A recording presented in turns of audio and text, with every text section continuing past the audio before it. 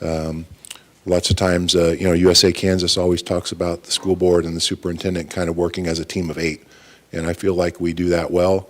We don't always initially agree on everything, and we ask questions of each other, but we do it in a I'm asking a question, I'm not questioning kind of manner, which makes a big difference. So I think we're working well together, and I just appreciate that very much, because I do know how difficult the job can be if you have a school board that isn't working with you and together, and it becomes a detriment to the school district. And you guys are definitely a value add for the school district by the way you work together. Thank you. Thank you. And we appreciate having you here. Mm-hmm. So that's going to bring us to item 3B, public comments. Public comments will be allowed for a duration of 3 minutes per speaker, to be timed by the board clerk. Speakers must sign up in person for public comment by 1 p.m. the day of the board meeting. Do we have any public comments? We do. Daniel Armitage, if you would come forward, please.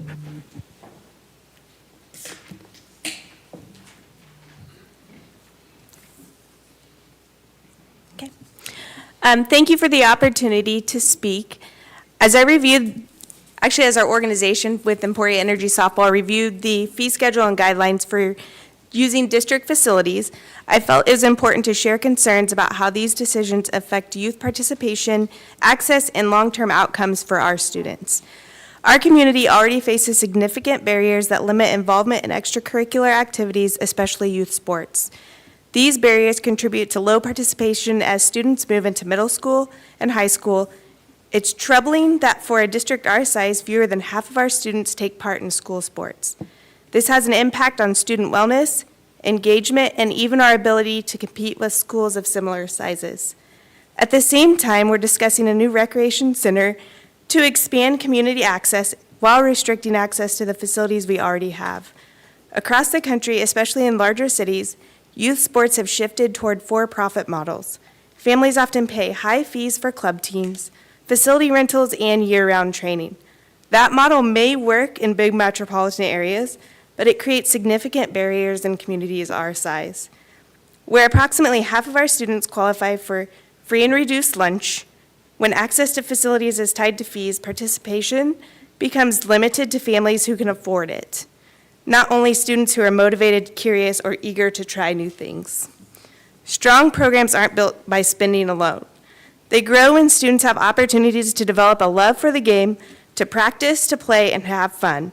These experiences build resilience, teamwork, and confidence, skills that last far beyond sports. Right now, we often see the same small groups of kids that are participating in multiple sports, while many others never get the opportunity. Neighboring districts offer open access to facilities, which encourages pickup games, practice time, and peer connection. That openness participation deepens talent pools and strengthens programs and welcomes school pride over time as well.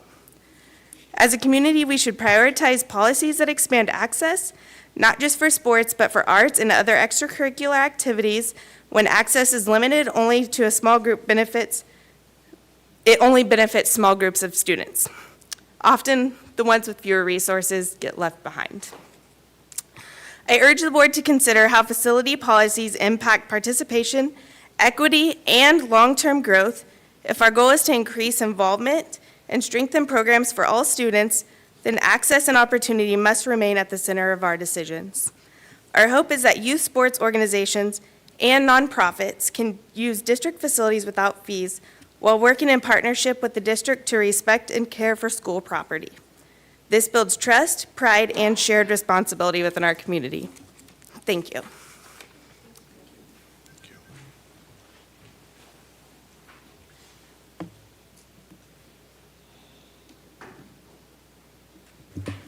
Do we have any other? Okay. All right, thank you. That's going to bring us to item 4A, the consent agenda. Items on the consent agenda are those which the board has received information in advance and have been thoroughly reviewed. Approval of the items may be made in a single motion, second majority vote, with no separate discussion of any item listed. Should a member of the board desire to discuss any item at their request, it will be removed from the consent agenda and considered separately? What are the wishes of the board? So moved. Second. It's been moved and seconded. Please cast your vote.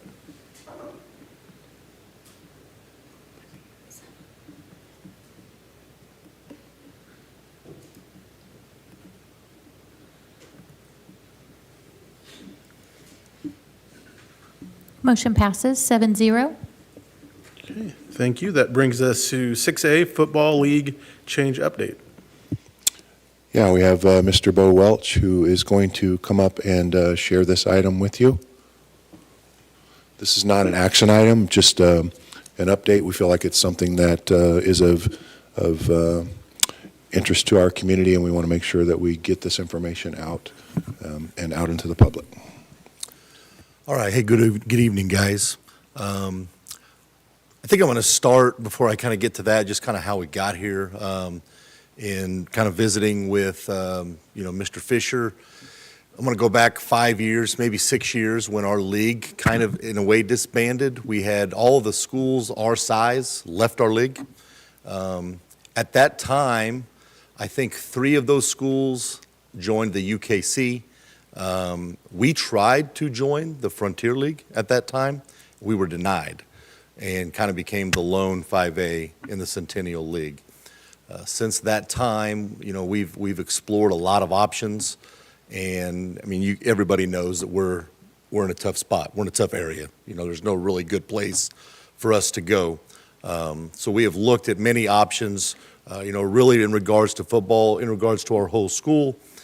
This fall, kind of came to the conclusion that our league, to function in a sport, must have 4 schools to function. If we did not participate in Centennial League football, there would still be 4 schools. The 4 6A schools can still function. It does not affect the league at all. Started thinking that way towards that. Talked to Mr. Fisher about that. We presented that, or I presented that to our athletic directors at an athletic director meeting, and it was met with no resistance. All the other athletic directors, the only thing they didn't like was that they would have to find one game. Scheduling's really hard. Other than that, they thought, you guys got to do this. This is the right thing to do. It's the best thing for your kids, the best thing for your school. So then we had to present that to the principals in our league, which they didn't know how that would go with their principals, thinking a different way. Likewise, same thing. Good move for our school. All in the league thought it was great. It's what we should do. So now we get us kind of to here, and our presentation on, when you look at our league, Manhattan, the biggest, they almost have 1,000 more kids than us, and that's who we're competing against. The smallest school that we would compete against would be Junction City. They're a 4A school bigger than us. They're 500 kids bigger than us. That's hard. Football is a different animal than other sports. You could play 30 kids in a football game. In a basketball game, you're going to play probably 7 or 8. Soccer and baseball would probably be the others that are most. You're going to play in a soccer game, maybe 13, 14.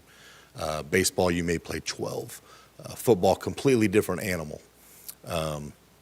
You look at our enrollment, we're growing down. Right now, I think it says 1158. That's what we turned into Acacia this year. Right now, we're at 1126. So some of that is seniors graduating a semester. But when you throw that in and you look at those other school numbers, that makes it really hard. Manhattan had 140 kids out for football this year. I think we ended the year with 58 to 60. That's a big deal, very big deal. You can go ahead and go to the next slide. If you look at competitive history, if you look at it, our last league win versus a current league team was 2019. We had a good year in 2019, football.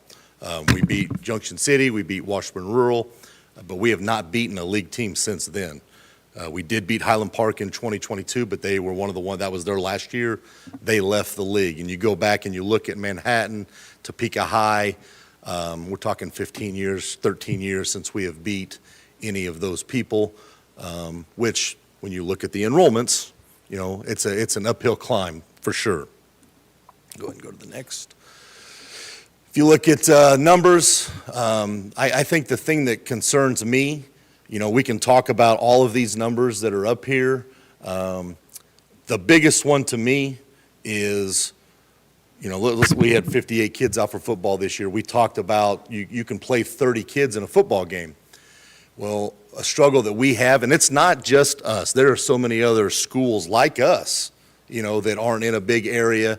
And, in football, I think anybody that's involved in it will tell you, you're either thriving and you have massive numbers and your kids are playing and you got 100 and some kids out, or you have 50 kids out. There's not really any in between. And when you look at us, when you have 55 kids, you have to play freshmen at the varsity level. Kids get hurt. It's really hard to grow a program there. I like to frame it this way. If we were to put this in a wrestling term, and we see this a lot on Friday nights, you wouldn't wrestle a 106-pound kid versus a heavyweight. And there's a lot of Friday nights where we have a 120-pound freshman going up against a 210-pound 18-year-old senior because we have some injuries. We don't have the depth to back that up with our numbers. So we have to go to freshmen, sophomores. And unfortunately, those kids get hurt. And when you talk about growing a program, kids who get hurt, they don't want to play their junior, senior year. They start thinking about, I don't want to get hurt. I want to play basketball. I want to play baseball. I want to do this. That really hurts the program. It doesn't build much depth.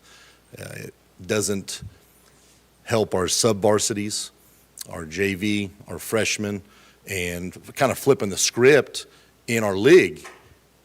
If you're Washburn Rural, you're Manhattan, you don't ever get a freshman game when you play us. You have to go look for another freshman game. Sometimes you have to look for a JV game, because we have maybe some injuries and we've got too many kids moved up. We don't have the numbers to play, a team that has 140 kids. So that hurts us as well. I think that trickles down to middle school. That trickles down to, our elementary, our rec teams, and our current Mighty Spartans teams. You can go ahead and move it to the next. Look at stability. We talked about, the 4 teams. They can continue to play in the league. It told me a lot. I did not know when we talked to the other schools in our league how they would take this. And I'm not going to say that I was shocked by it, but it made me feel better, that they all saw it the way that we saw it, that this is the move you should make. They had never thought about it, but once it was brought up, this is a no-brainer for you guys, to help you build your program. We've even discussed, we think that this could trigger some of those schools who left our league to in the future possibly want to come back. And if that were to happen, we haven't ruled it out that, we come back and play in the league. And we've discussed if that were ever to happen, trying to make a more balanced league with football where we have divisions, a 6A division and a 5A division. We did not used to have that. Everybody always wanted that. That was a reason why teams got out. But obviously, after all has kind of been said and done, people have kind of seen things from a different angle now. And if that were to ever happen, I could see them going to divisions. Don't know if it will, but I know there's a lot of discussion now. Go ahead and move to the next one, Casey. Is that the last one? We got one more, don't we? Yeah. So just kind of wrapping up here, what does this mean? It gives us a lot of flexible scheduling. We're not looking to go out and play 2A opponents, 1A opponents. We're looking to play 5A schools. Last year, the KIAAA, which is the athletic directors kind of, I would call it union organization, we came up with a proposal, because there's a lot of other people talking about this, of the state, KIAAA, taking over scheduling with football, and league football was going to be disbanded. There was going to be no more league football. We were going to play all 5A schools, would play all 5A schools. KIAAA would run it. They would schedule your games, 6A as well. We were completely in favor of it. Some of the other schools in our league were. I knew a lot of people who were. It failed by a few votes, and the reasoning that it failed at the conference was, some of it was not all the ADs showed up to the conference to vote for it, for one. And two, a lot of those schools who left, or like, let's just take 5A schools who are in a 5A league. Let's take Seaman, for instance. They left our league. They went to the UKC. If they were to vote yes for that, it kind of doesn't make any sense why they left the league. If we're now doing that for their other sports, because that was why they left the league, was football. So that would be another reason why some people voted no. They already like their situation they're in. They don't feel like it really benefits them. They already have what they want. So that is why it failed by, like I said, a few votes. So league football, like I said, it's not just an Emporia discussion. There are a lot of other towns like us, but what we do have, we play in a smaller league. A lot of other towns play in leagues that have 10 teams. Their schedule's already set. This could give us a lot of flexibility to, I'm not going to lie, it makes my job really hard, having to go find 8 games. But it's a challenge that I'm willing to take on, because I think it really benefits our school, our kids, and our community. I think we've got a lot of people that are really interested. I know our football community is very interested in this. They love this idea, and I think it's a long time coming to come to this and really try to help our kids, in this sport. Okay, any questions? So, Bo, I know you're focusing on football, and understandably so.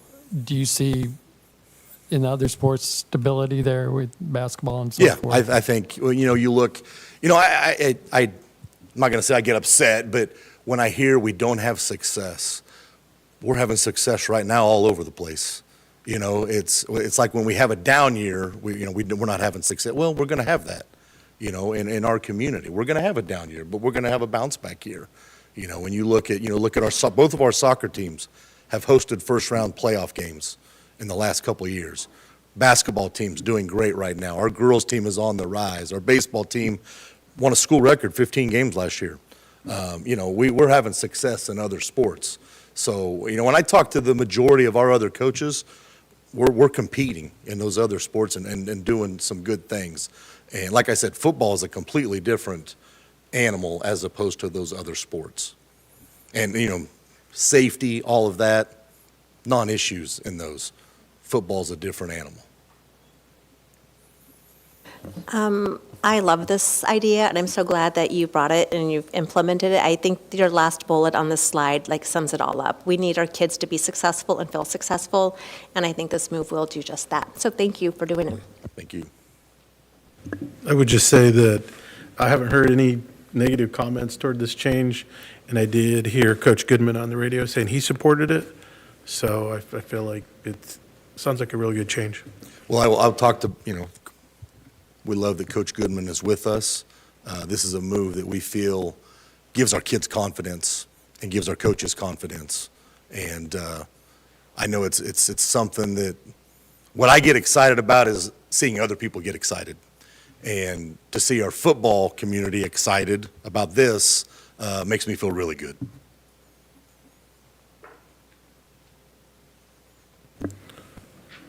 Okay, all right. All right, thank you, guys. That's going to bring us to item 6B, the 2026-2027 Emporia Middle School Course Guide, second reading. And Matt Baumwart, the assistant principal at middle school, is here to handle this one. Hello. Like to say Brent says apologies for not being here. And with that said, we don't have any changes from the first reading. I think it was good that we put that through and he put that through, so no other changes. What questions, if any, do we have? I think all my questions were covered in the last one. I didn't have anything major for today.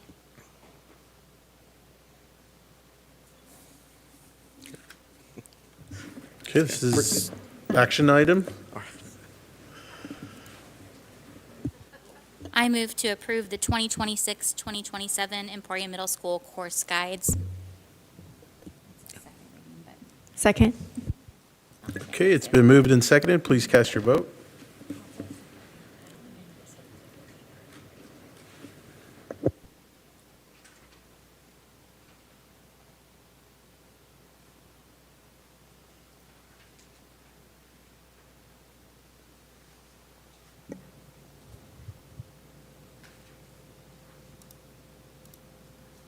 Motion passes 7-0. Okay, and item 7A, USD253 Business Operations Culture and Efficiency Study. Yeah, we have Dr. Kellen Adams here with the Momentum Education Group. If you'll recall, a few meetings ago, the board approved for Dr. Adams to come in and work with a variety of folks across the district to help us to become more efficient, more accurate, and just kind of improve the overall operation of our business services. And he is here to provide some of that initial reporting. He's not here with any kind of action plan on what to do about it, because then that's our job to take the feedback that we get from him and start to develop those strategic processes to improve in the areas that we see opportunity. I'll let you keep working. Hey, good evening. Thank you for having me. It's good to see you guys, and it's good to be back in Lyon County. I want to say thank you for, one, embarking on this journey, but two, I want to applaud you for taking the opportunity to look under the hood. That is sometimes very difficult, and I acknowledge what goes into that. I also want to say thanks to Dr. M, as well as Mr. Schwartz, and really all of the business department. They were extremely easy to work with. This is never an easy task, especially sometimes for the folks that are internally being the ones that are being looked at. But I just want to acknowledge how easy it was to be a part of this. I was here back in December, and those 2 days flowed very seamlessly. So thanks to everybody that was involved. I was asked to be succinct tonight. That is sometimes a challenge for me, but I'm going to do my absolute best for you, okay? Sound good? Nothing? All right. This young lady to my left is going to be responsible for advancing. So I think it's important that we start with the overarching, I'm going to say contextual background of why we did this. I am of the opinion that the business department is the connective tissue that emanates through the entire district. As I look behind you at the two placards on the wall, the business department literally touches every single aspect of the district. When the business department is efficient, everybody benefits. And when the business department is not, everybody suffers. I will tell you that across the board, I have not had one individual that has struggled with why you are doing this. So if nothing else, it was clear and apparent that there was a need to do this study. I think that has been probably the biggest takeaway for me. Second, I want to make it very clear that this is not an individual indictment. It is a system level view. I am here to attack or help you attack the systems level problem, but not an individual. And I want to make that clear. And three is this should be your guide for how you really drive improvement. And to that point, we'll get to it here in a little bit, there is a role that you as a governing body play, but then there is a role that the administrative team plays. At the end of the day, it is ultimately how you execute this that will determine the level of trust that gets built or not. Case, go ahead, please. Thank you. So let's look at a little bit of the methodology of the study approach from just a high-level overview.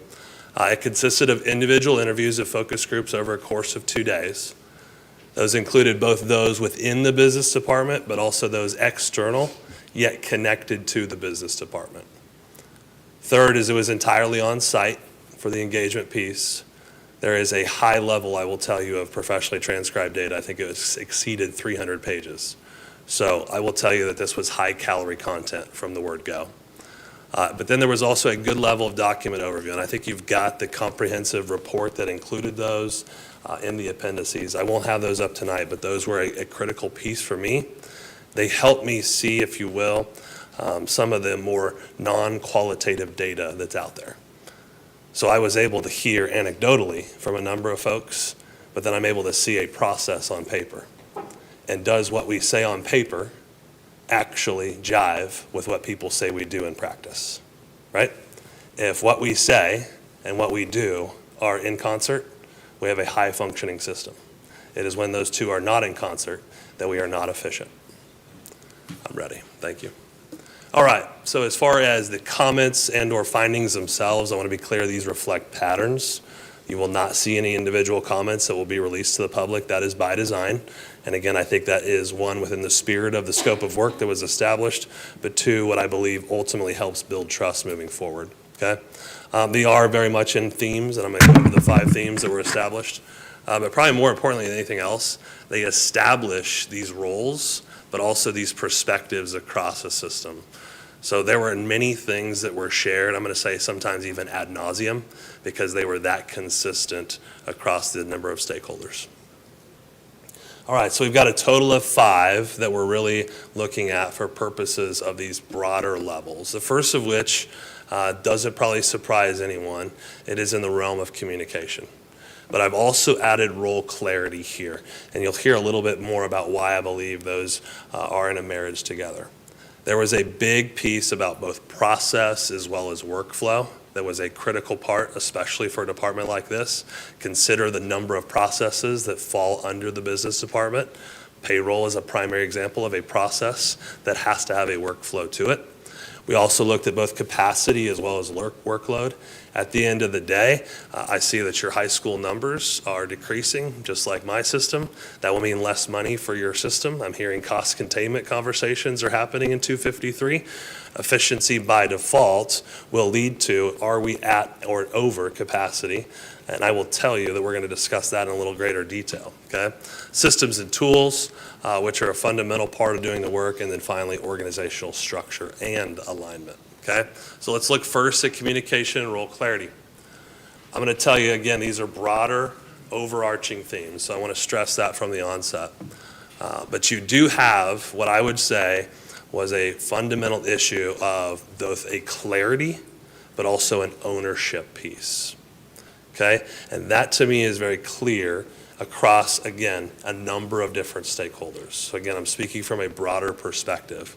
But when I look at a department, and especially in a system of about 4,000 students, approaching 1,000 employees, that clarity, but also that coherence and communication is ultra critical. There is, and this is my phraseology, this who owns what uncertainty, right? And when we are not sure who owns what, i.e. whose lane that is in, blurred lines occur very quickly. And what happens is as you're on the other end of that, you are left to wonder, who do I go to for this task?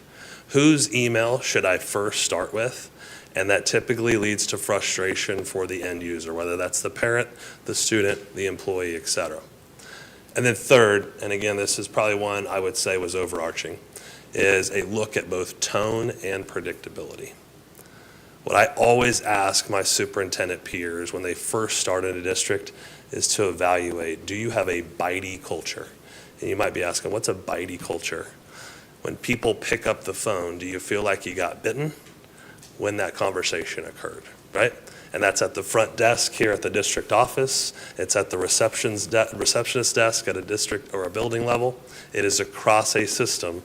Do you have a bitey culture? And if you do, that will lead to a tone that leads people to not want to interact. They will avoid interactions by default because they don't want to get bit through that conversation, through that interaction, right? What I'm here to tell you is you don't have a bitey culture, but you do have a tone issue that needs to be addressed, okay? There is both a predictability in which when people pick up the phone, they want to have that same level of interaction. And again, I use the phone call as an example. This is across multiple amounts of communication here, right? But the second piece is, as that occurs, your employee engagement will increase. Okay, so I want you to think about your local contacts. I think you work for a bank, Ms. Seeley, is that correct, right? So you've got this end customer, but you've also got the folks back in the loan processing department or otherwise. If they don't feel like they will be, or they won't feel like they will be treated correctly as they go up to the front, they will by default seek ways to disengage with the front, right? So how do we create a culture that actually increases the employee engagement versus decreasing it? All right, process and workflow. I want to be very clear here. Your processes do function, but there is a level of unpredictability.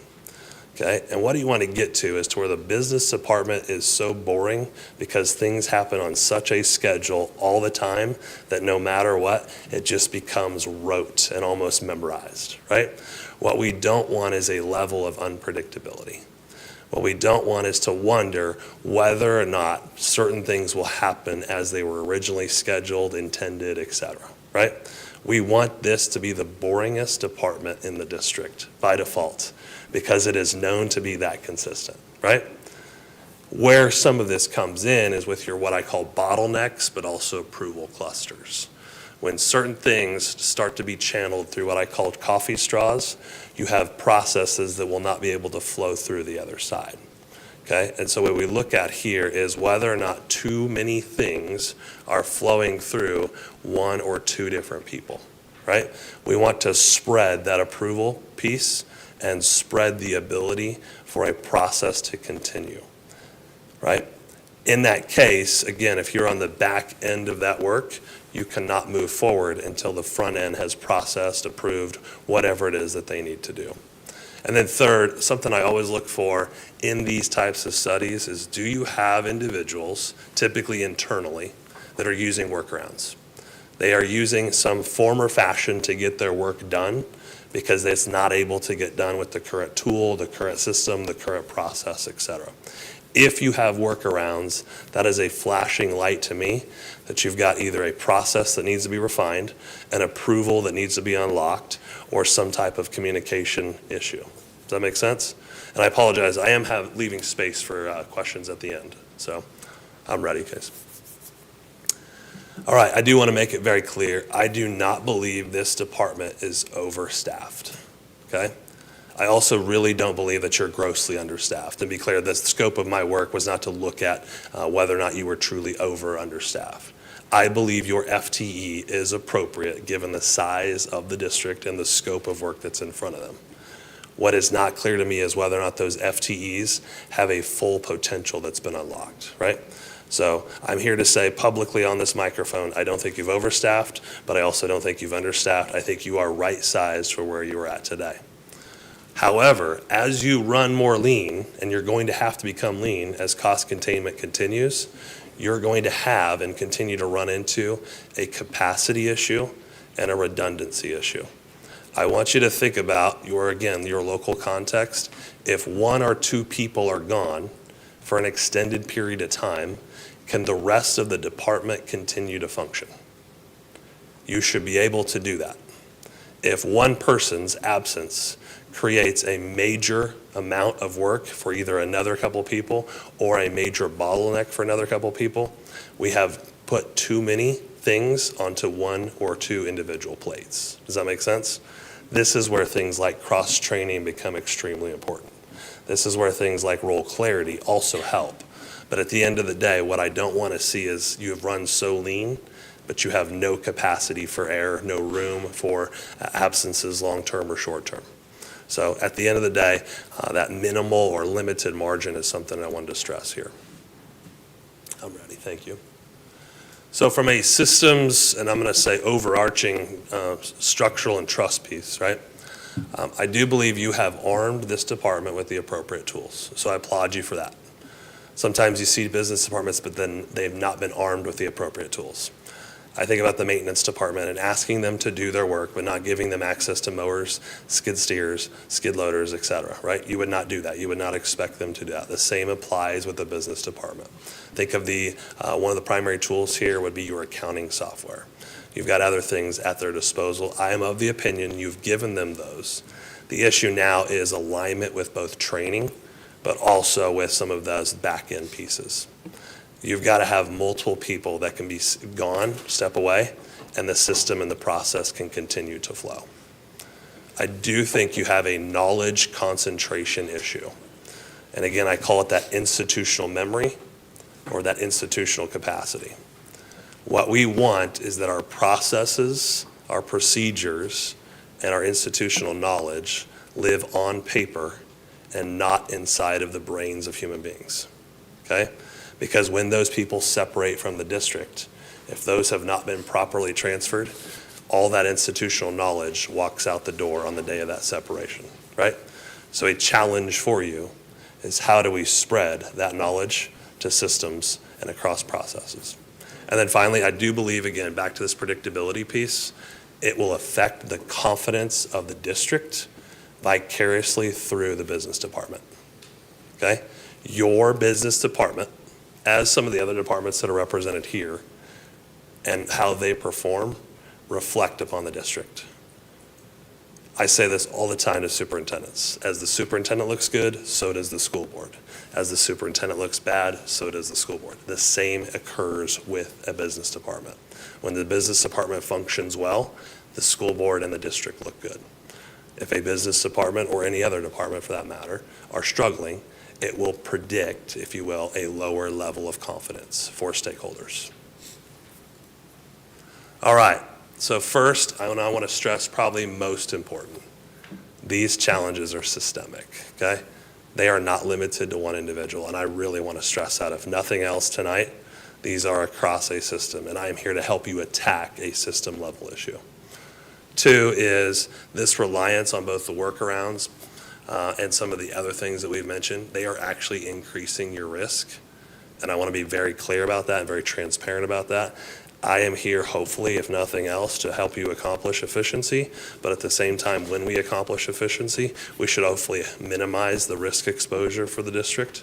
Those risks do increase as workarounds and some of the other bottlenecks begin to occur, right? And again, back to that C word, I think there is an opportunity for clarity here, and combined with, if you will, this idea of coherence. Clarity and coherence, I think, will both yield some good impact. All right, so let's dive in to implications for you first as a governing body.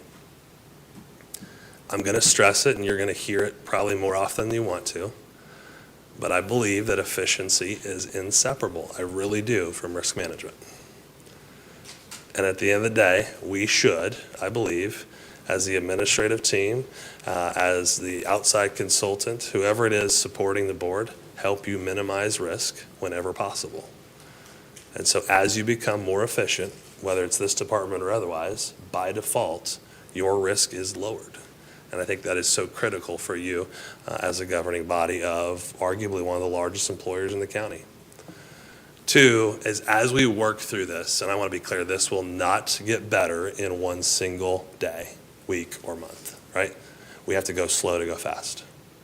Your capacity is a big part of this. So capacity will absolutely matter as you introduce these changes.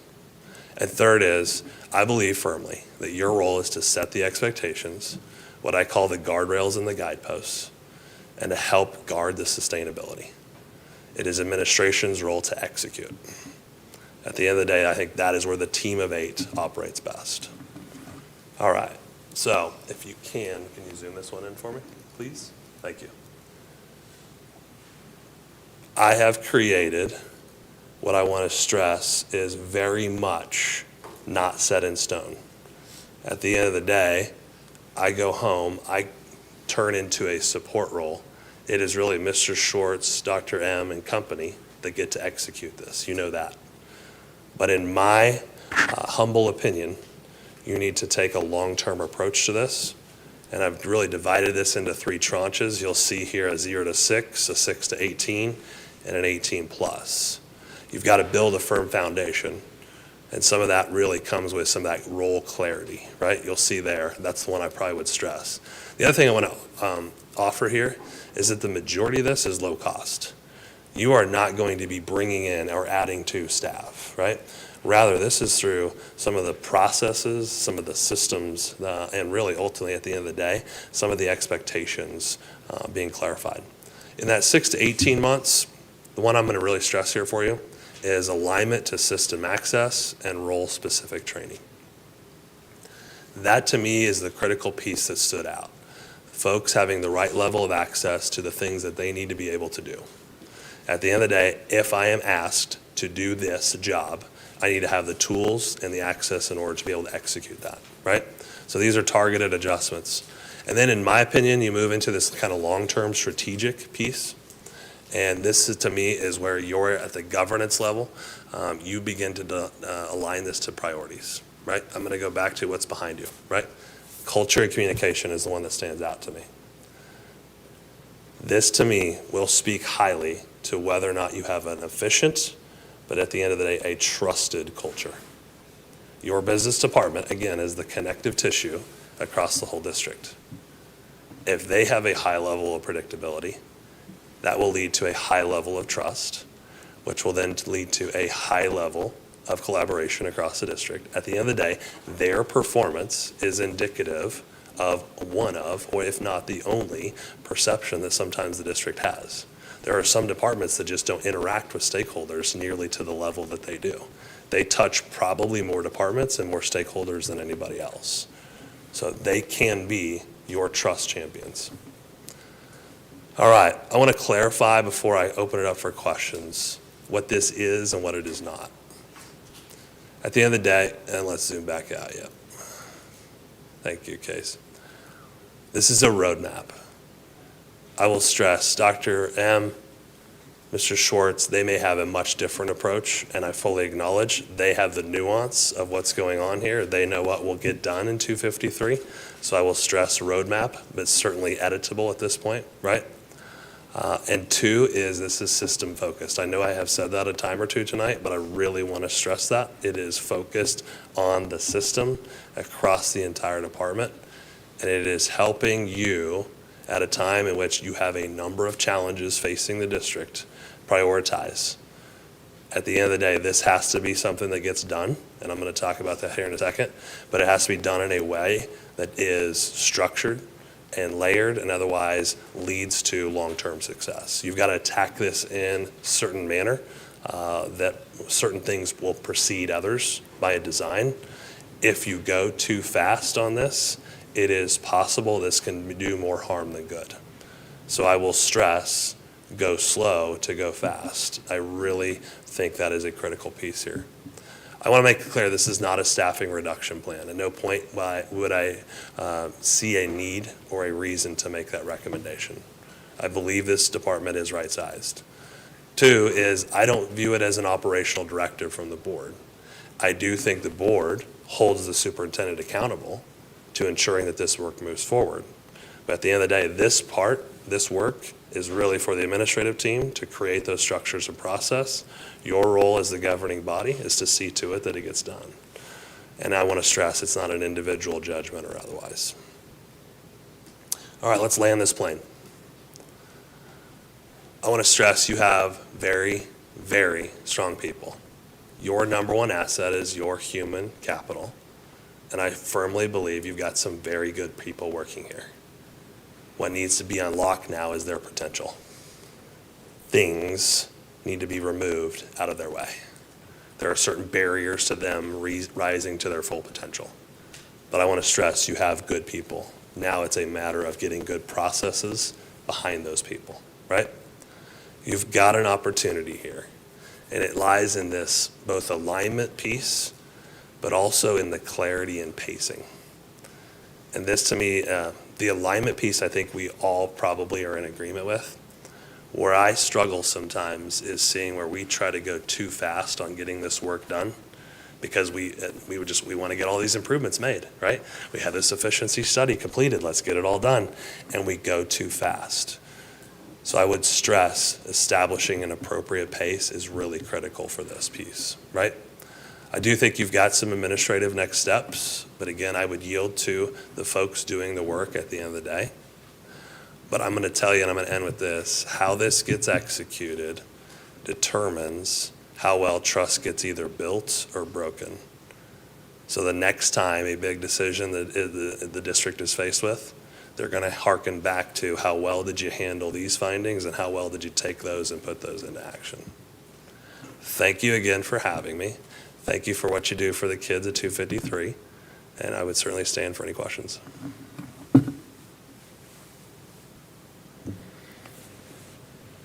Go ahead. I would just like to say thank you for breaking this down in simple, basic terms and showing us how important that the business office is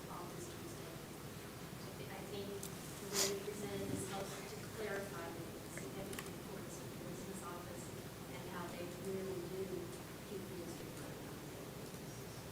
Thank you. Welcome to the board, Ms. Fowler.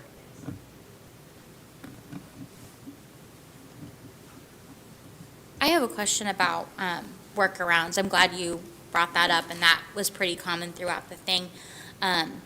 You mentioned I work at a bank. If I have a system, because it doesn't sound like it's a system problem, more of a training problem or clarity, I'm not 100% sure. But if I have a system that was working and now isn't working, and my vendor gives me a workaround, I'm usually not very happy with my vendor. And I usually tell them, that's not acceptable, fix it. It worked yesterday. Yep. And, you know, how are we going to move forward? Because, like you said, workarounds do cause so much risk. You're opening yourself up to all kinds of mistakes and risk. So are our workarounds linked to processes and not systems, or what's going on Sure. with workarounds? I'm going to say both. I'm going to say some of them are truly process or system-based, and those to me are rooted in, maybe you've got a new software as an example. You've got to get to the heart of what is not working and hold that vendor accountable in your case, right? At the end of the day, some of it is truly there was no intent to block this person from their access. It's just we have yet to figure out how to unblock this person from their access. The second one that emanated for me was that role clarity. Who does what and who does what when is something a department like this should have absolute role clarity on, right? When it is unclear whose lane this job is in, whatever this task is, that is where lines get blurred.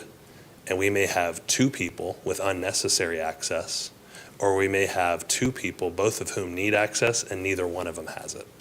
Does that answer your question?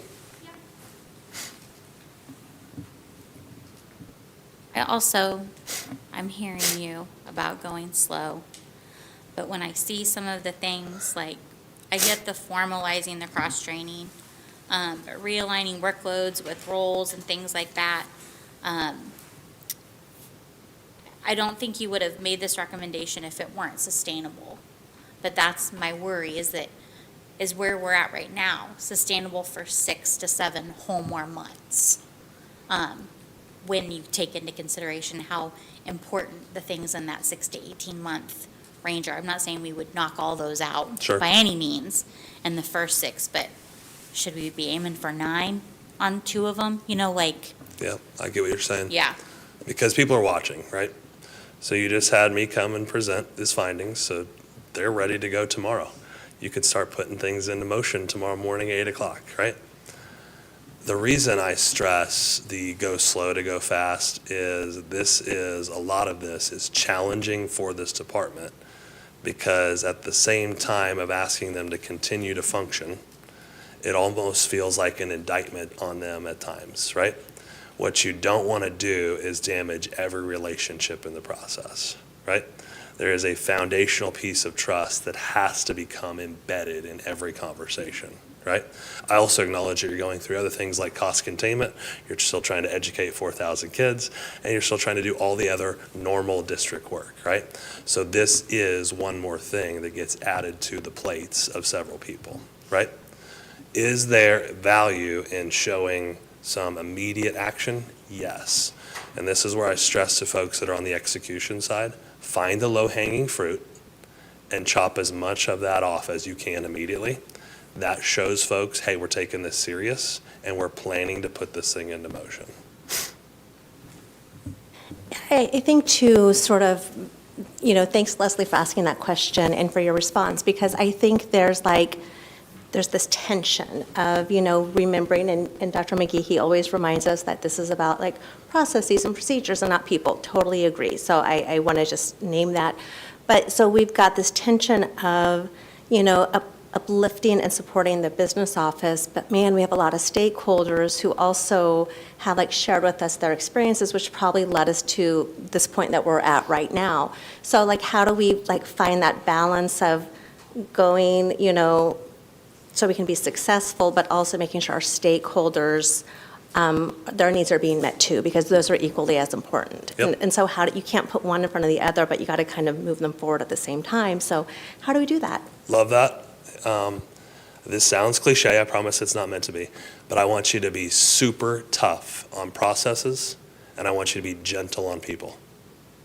I'm serious. Attack every process and be super tough on it, but ensure that you are gentle on people in the process. If you balance that, you can make that work happen, right? It is when we flip that, and we so often do that, you are going to lose people in the process. And so you might feel inefficient now, and now all of a sudden you got 3 FTEs open. Guess what? We're now even more inefficient, right? So that to me is the biggest balance, Ms. Reaver, is how do I attack a process, but not the person in that, or that's a part of that. Does that help? Yes, and also I'm thinking about like the other nearly 1,000 employees who want us to move faster. Yep. So that's the tension. Absolutely. I think if nothing else, you acknowledge that you've done the study, which you clearly have communicated that, but then I think you also acknowledge, hey, here's what we're doing about it. So it's that so what, now what, right? You've told the world you were doing this study. Now I think is an opportunity to communicate, okay, here's what we're doing in the next 30, 60, 90 days, right? You've probably done that in a number of different other ways in the district. That's the same opportunity here. I think at the end of the day, if people hear, hey, they're going to do something, they will at least get on board. It's that absence of anything, any actionable, I'm going to say action items, that people are left to wonder, okay, did that thing die as soon as that presentation was over? You're welcome. Okay, any more questions? I'll just chime in real quick and say, you basically, in other words, said a phrase that I use a lot here is tough on issues, soft on people. And you basically said the same thing, and I think that's what we have to continue to do is let's attack these issues and get better.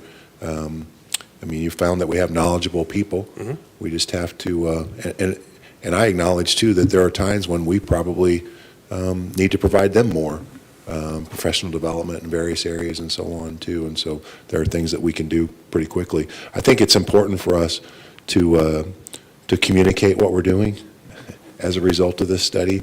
So much so I'm sitting here thinking that it would be important for us to, in my mind, turn around a pretty quick communication. I feel like we owe the folks that helped us with the study, that participated and conversed with Dr. Adams, even a little bit more level of communication, kind of on what they should expect or where we're going to be going from here. And so we'll work on some of that, because I do think it's, to build that trust, you have to see us actually doing something.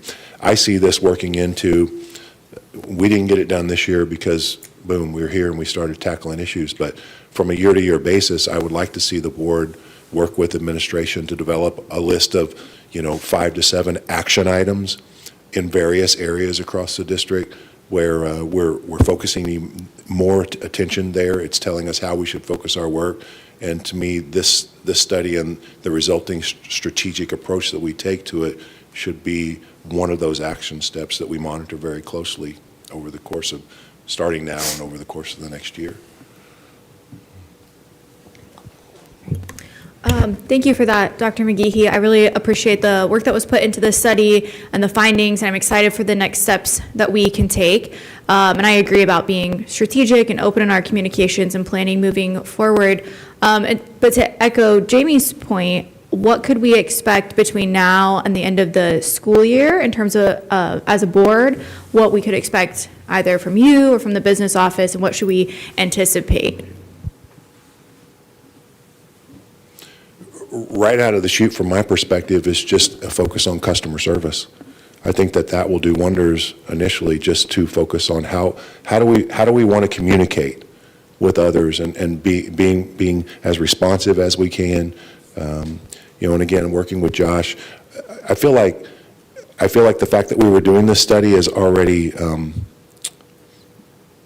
of jump-started the need to improve and the opportunity to improve. And I've already seen some improvements in our business department, even from the start of the year till now.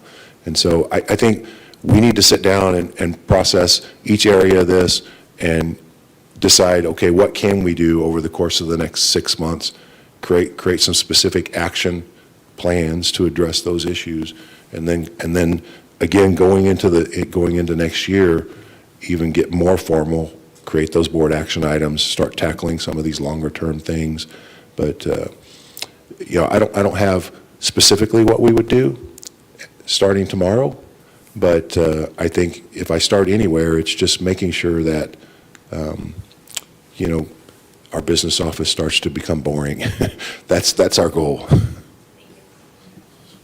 Just to follow up on that question, do you anticipate like any kind of sharing, more information on the board as the year goes on, as you try to implement these steps, just to keep us informed if you've implemented, the things on the list, or do you, or not?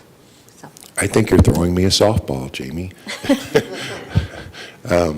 We will definitely, as we do the work, we'll keep the board informed as to what specific things are we working on, what kinds of metrics are we putting in place that would show us that we're improving those areas, and then continue to communicate, on a regular basis, either via, your regular weekly written communications, and then also from time to time, bringing them into this session to make sure that the public is also aware of what's being done and what progress is being made. Okay. Thank you very much, Dr. Adams. Thank you for having me. Have a wonderful evening. Take care. So much. That's going to bring us to item 7B, letter of intent with the Emporia Police Department, first read.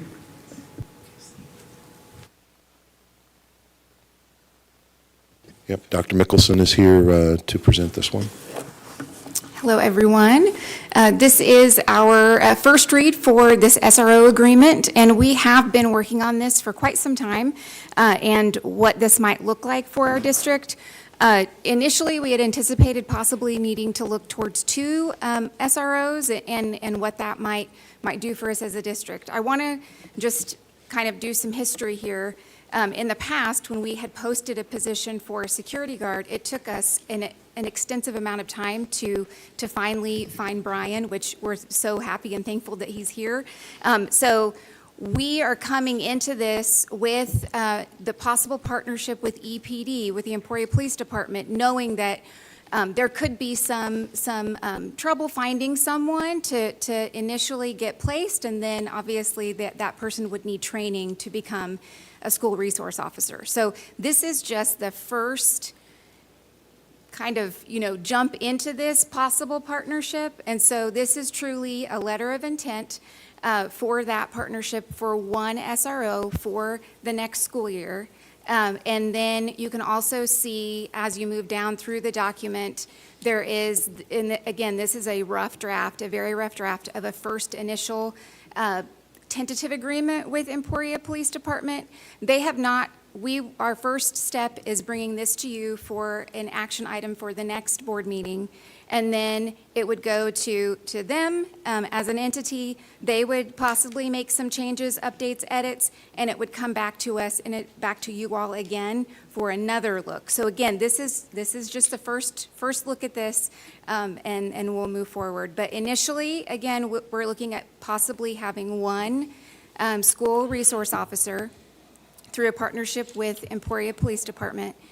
We are looking at 1 because we have possible retirements coming from some of our security guards, and we want to be proactive in this. If none of them retire at the end of this year, we could have another SRO on board, which might not be a bad thing for training and other purposes, but I just want to be very open and honest with you all. We're not pushing anybody out by any means. If some of our current security guards are ready for that retirement phase in life, this isn't going to be in place for that. If they aren't, then this would be in addition to. Questions that you have for me about this, or anything that I need to clarify? Could you talk to for our current situation, moving to this, what are the benefits, or why would we want to do that? We have been looking at this, and part of it is possible risk for different things. So we, on a daily basis, I would say daily, maybe even every other day, are needing to call out for Emporia Police Department. So we have a 911 notification process in place for our district when or if a the police department get called to any of our schools, they give us at Human Resources a call, either a call or text or chat. And so every day, sometimes 6 times a day, we are sending notifications out. EPDs en route to Walnut, EPDs en route to the high school. Typically, they're non-emergency situations. It could be a student issue where we have a student who is having a hard time with elopement and they've left where they are supposed to be. We need to make sure that they are safe, so we're calling EPD for that. So this is an instance where it could benefit our staff having somebody on site or even just at the building or in the district that we could call rather than having to call out for someone. We also are looking at if we do, we have 2 of our security guards do carry a weapon. They are armed guards, but we have one that is not.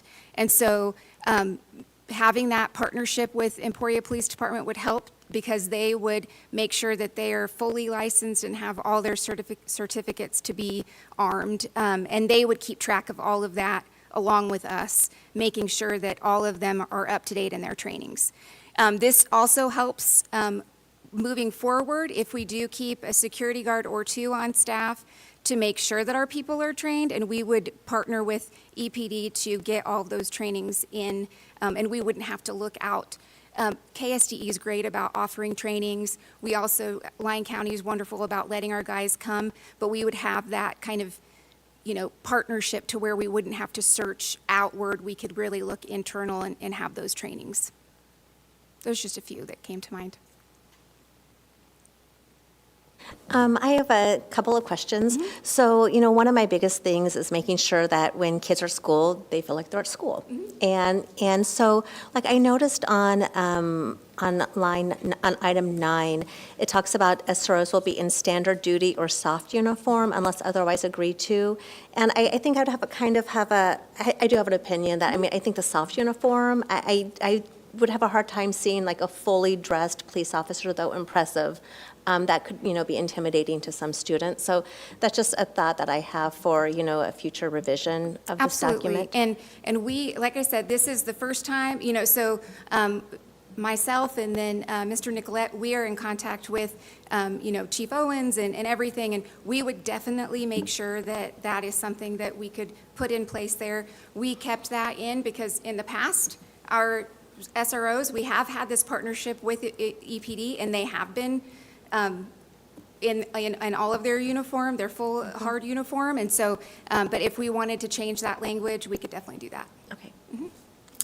And then the other one, I was just curious about, and if you could just, for your own notes, on Appendix B, questioning/interviews, notifying building administrator reasonable efforts to notify parent/guardian unless prohibited by law or jeopardizes safety, of course, and a school representative will be present when feasible. And I just want to make sure that we clarify like what a reasonable effort is to notify parent and guardian, so that way, we all know that a child has a supportive adult in the room, if it's, if it's prohibited or allowed by law. Yes, and it's safe absolutely. to do so. Thanks for asking the question about the soft uniform, Jamie, because, I can see where some kids would be like, oh, wow, we have a police officer, I feel super safe. Where other kids are, through no fault of their own, might have had a bad experience with the police with their parents or, something like that. And so then it becomes a very upsetting thing for them to see in school. So I do think that's going to be a tricky balance for us to find. It's nice to know that the soft uniform's an option, though. Yeah. And for sure, wanting parental presence whenever possible. Yeah, I kind of had 2 thoughts, most of which my first thought has been shared already. I do appreciate having added security at our buildings. I think, unfortunately, it is something that we do need, but also very aware of the reality of our students engaging more with law enforcement. My second question, just having my cost containment hat on, is can you talk a little bit more about the costs that might be incurred, because there would be a potential increase than what we have experienced in the past? Yes, there would be. So we would be looking at a $50,000 increase for next year with this. And so it is an increase. And so that is, again, something that we need to discuss and something that we will be discussed in this group of, are we willing to increase it that much for this line item? Has there been any discussion about a potential grant to help cover that cost? Or I didn't know if we're having this partnership, if that's, or is that a common thing that we see high schools and middle schools working with their community police departments like this, or is this? I haven't found any, but that doesn't mean that we can't, eventually look towards something of that nature. So we definitely can put it on our radar and continue to look. We did an initial look at the very beginning of the year and didn't find anything that was available. But again, we could just keep that. And if you all see anything, please send it our way because we'd be happy to take a look at that. And then a follow-up question is, would this be a district employee or would this be an employee, a police department employee, and how many hours do we get this individual? Is it like a split or? So we would get this individual during the school year when we are in session. So when we are in session and then agreed upon activities and athletics that person would be available and willing to be at. And then when we, like, we're getting ready to have a PLT day or a non-student day, that would be when they would be able to be with the police department over the summer. They'd be with the police department over the summer. So it would depend on, they would be working all year long, our staff that are 9 months, they get those summer months off. They would be working with the police department during those times, during winter break, during spring break, things like that. So during the school year, they're ours. During the school day, they're ours. But then after hours and then during those breaks, they would be Emporia Police Department employees. And then another question I had was the discipline aspect of this. When it's our people and they're handling the discipline, I feel like we have some discretion on what, maybe it's outside of school, but I feel like when we bring in EPD, then it's this next level, whether we want to go there or not. Right. And how do we balance that to benefit our students? Because I think that could be kind of tricky to handle. And I don't want to misspeak, but when they are trained, during some of those trainings, there are specific SRO trainings that they go through of, this is the difference between discipline in a school setting and the difference between discipline, out on the streets, kind of beat cop type things. So making sure that we are very mindful of the age group that we're working with and what that looks like. Well, and my concern was more, who gets to decide what, is it going to be, like a 5-day suspension or something like that? Or is this going to be charged as a crime of something that happened? We would align with our discipline policies. Now, if it is illegal, if it would, I'm thinking vaping, THC type of a situation, then that would be where we would need to pull more on that legal side of things. But we would have somebody there in-house. They would have to follow our expectations for the discipline. And I know we're working on a discipline matrix that would look at the district-wide. That would come into play there. So with this change, the discipline for, let's say, a vape or Yes. even if it was a THC vape is not going to be different No. after this change? We will still follow process and policy, and then the follow-up to that could be where EPD gets involved and they do that. But we would follow the testing, because when and if a vape is found, it's tested for THC, and we go through all that process. The student, we bring the student in, do some of the questioning, kind of interviewing type situation, let parents know, keep parents informed, all of those things would still occur. So Art, I think you kind of got to what I was thinking of, which is that, if you have a police officer in the school, I just would want to be very careful about the type of language we're agreeing with the police department so that we're not in a position where we're criminalizing kids for conduct that in another school would still be dealt with, diverted, redirected. I'm just kind of curious, who calls the shots then when a kid really acts out and gets really violent? At what point does that police officer have an obligation to say, no, I've got to, take some sort of other action beyond what's in a school handbook. So I know it's not all on paper yet, we're kind of still working through it, but when that's ready, that's something I'm going to want to take a hard look at to make sure that we're considering all eventualities. And I have a list of school districts who do use the SRO model. And so, I'd be more than willing, I've already reached out to a couple of them, but more than willing to reach out to them and just ask for, kind of their partnership agreements and to some of the language that they use, especially in the area of discipline, and work with teaching and learning on that as well. I have another question, and since Chief Owens is here, and I hate to put him on the spot, but I might invite him up to the podium. If you could maybe talk about the training that an officer might go through to get them placed in a classroom, and then when we do eventually, if we go with this model, who is that police officer? Could it be someone who's been in your department for 20 years who wants to get on assignment over here, or what do you think it could be someone brand new? Sort of what have you seen work in other communities? Thank you. Thank you for bringing me up here. You did a fantastic job. I'm going to back up just for a minute and answer, I think, a couple questions, and I think I'll answer yours as well.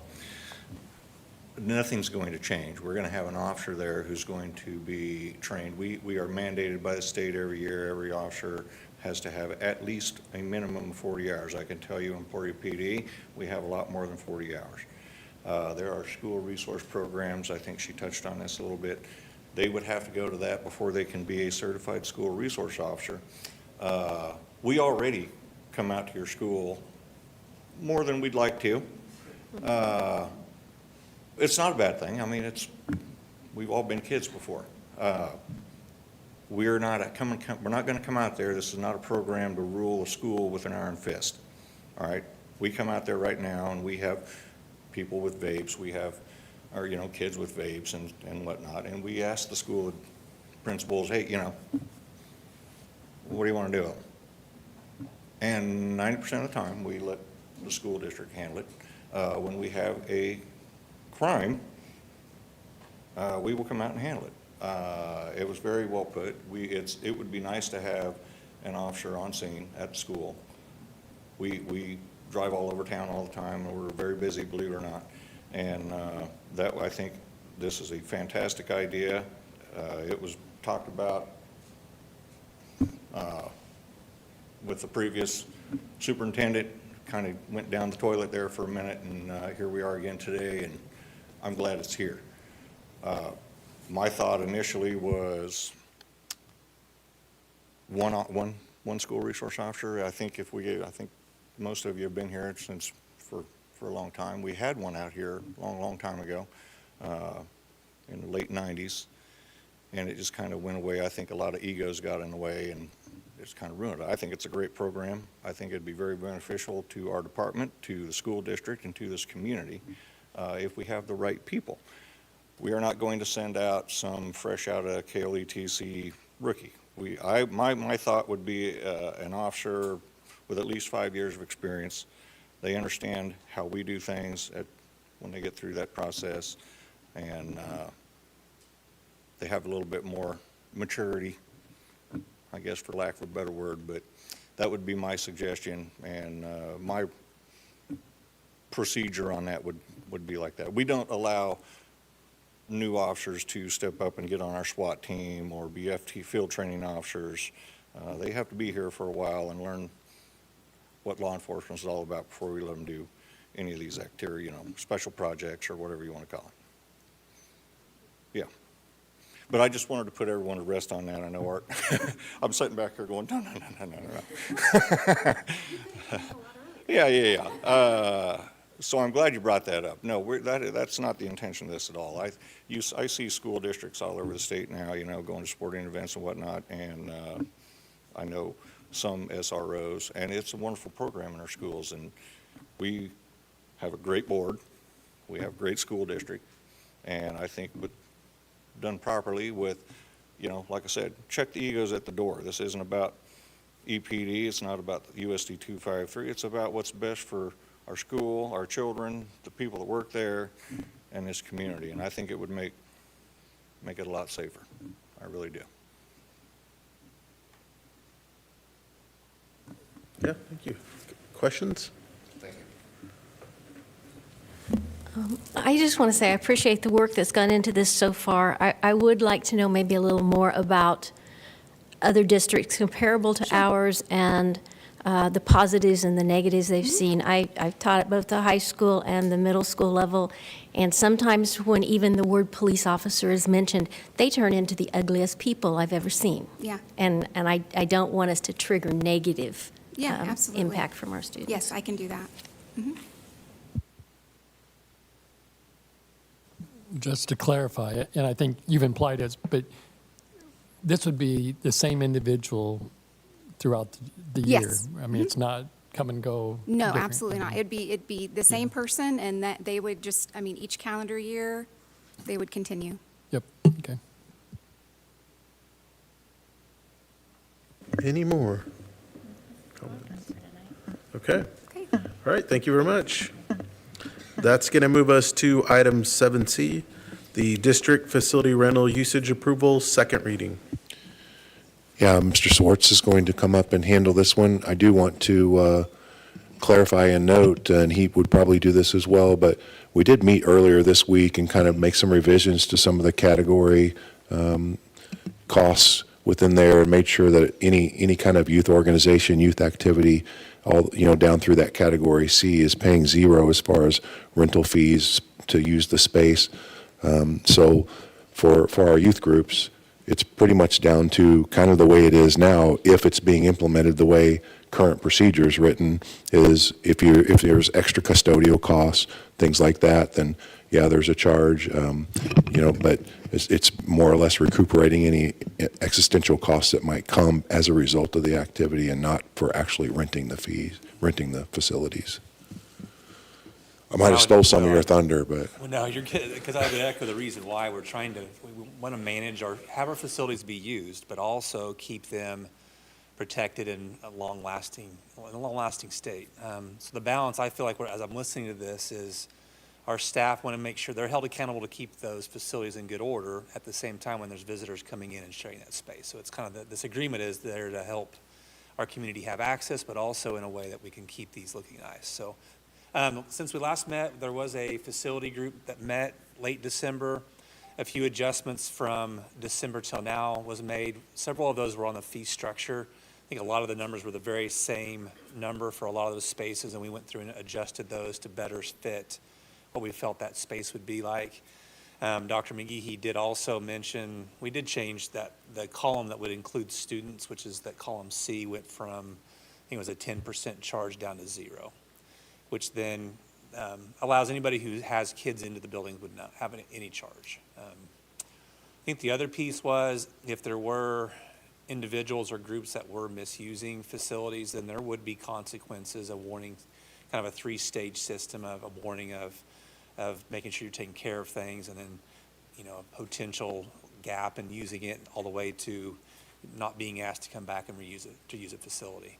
I will chime in, Josh, because I felt like that was a theme throughout that committee meeting, was that once we kind of heard from Dathan and Bo and Matt about things that happen in their buildings, like especially leaving doors propped open is a huge safety concern. And so the whole committee really felt like if you've repeatedly been asked to not prop doors and you're still continuing to do that, there does need to be some kind of consequence for that. We would do that to our students, right? So we should hold our adults accountable. Same for if you make a mess, like Boy Scouts, right? Leave no trace, Girl Scouts, leave it cleaner than you found it. Pretty basic stuff, so, yep. Really, those are the main changes at this point. Ready for questions, if there's any questions. I have 2 questions. So the first one is just to make sure I was understanding our current system correctly about the payments for personnel, because that's part of the new fee structure also, but it was not clear to me on the current structure, everyone was paying like the $25 for personnel. So that's the same. And has that been like consistent this year and in past years, to your knowledge? To my knowledge, it is. The charge would be there if there is something scheduled where we don't have somebody on staff, though. Okay, yes. So that part is, so that there is no change on that side of things. Okay. And then my second question is about the categories. Sorry, I have so many tabs. Okay. I guess maybe I am confused on category C and category E. In terms of individual youth athletic teams and leagues, that is listed on E. However, it is also sort of part of C. And could you explain, like, I know, like, is it individual athletic teams for youth if 75% or more, that pushes it from E to C?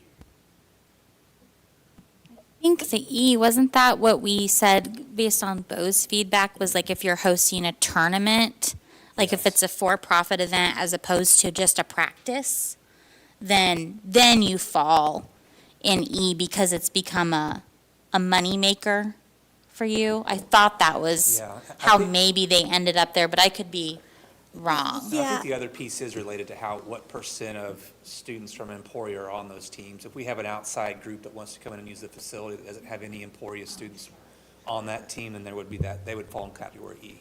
Okay, yes. Okay, That makes- that's not clear, so Yeah. I'm glad you raised that. Yeah, so I think that makes sense, and that's what I thought. And then I was like reading down farther onto E. I think maybe there could be some clarity there because we've all been looking at this for a while, over a month now at least, and are still confused. So maybe just for the people that are using it. Yep. I have a question going back to just actually the start. I have a lot of questions, but we'll start with page 1.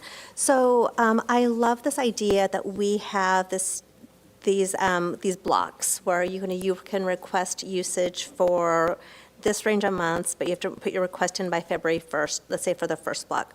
So my question is, if I want to use the space for the fall block, and I have to put my request in between February 1st and May 1st, does that mean on May 1st, technically, or May 2nd, like all of the requests will be compiled and then we'll ensure equitable access between all of the groups and all of the facilities? Or does it mean if I submit my form at 12:01 a.m. on February 1st, I'm in? So I think that is something that I've heard, that it has felt a little bit inequitable in the past, that it's who you know and how you say it and when you do it. And so it's left a lot of people out in the cold. So I would prefer a process where they all get collected and then distributed at the same time to ensure that equal access, as opposed to first come, first request, first serve, because some people just don't know sometimes. So more of a lottery, okay, here's a window that's open, it's somewhat of a lottery, or seeing what things would fit. Yeah, maybe not a lottery, because that's more random, but Okay. let's say that my baseball team wants to practice in the Jones Center Monday through Sunday, every night at 7 p.m., and so I shouldn't put my request first in and get it, because what if Jeremy comes along and he actually just wants it Tuesdays and Thursdays at 7 p.m.? So how do we make sure the most people can use it instead of just a few? So I want that clarified, how that would look. Okay.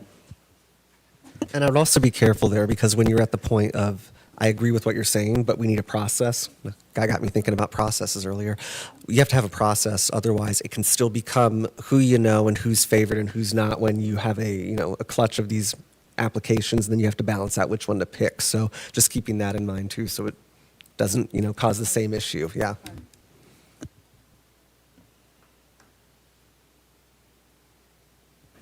I was just going to say, we've gotten a number of emails from community members, and I just want to acknowledge that I see participation in activities as a key to students' achievement. So, I do want to limit barriers as much as possible so we do get increased engagement. And like people have said, we're still a pretty good-sized school, but we're not seeing the turnout of our kids in these activities. And so any barriers that this presents, whether it's lack of clarity or even if it's clear to you, but maybe not clear to somebody else, if we could simplify it somehow, if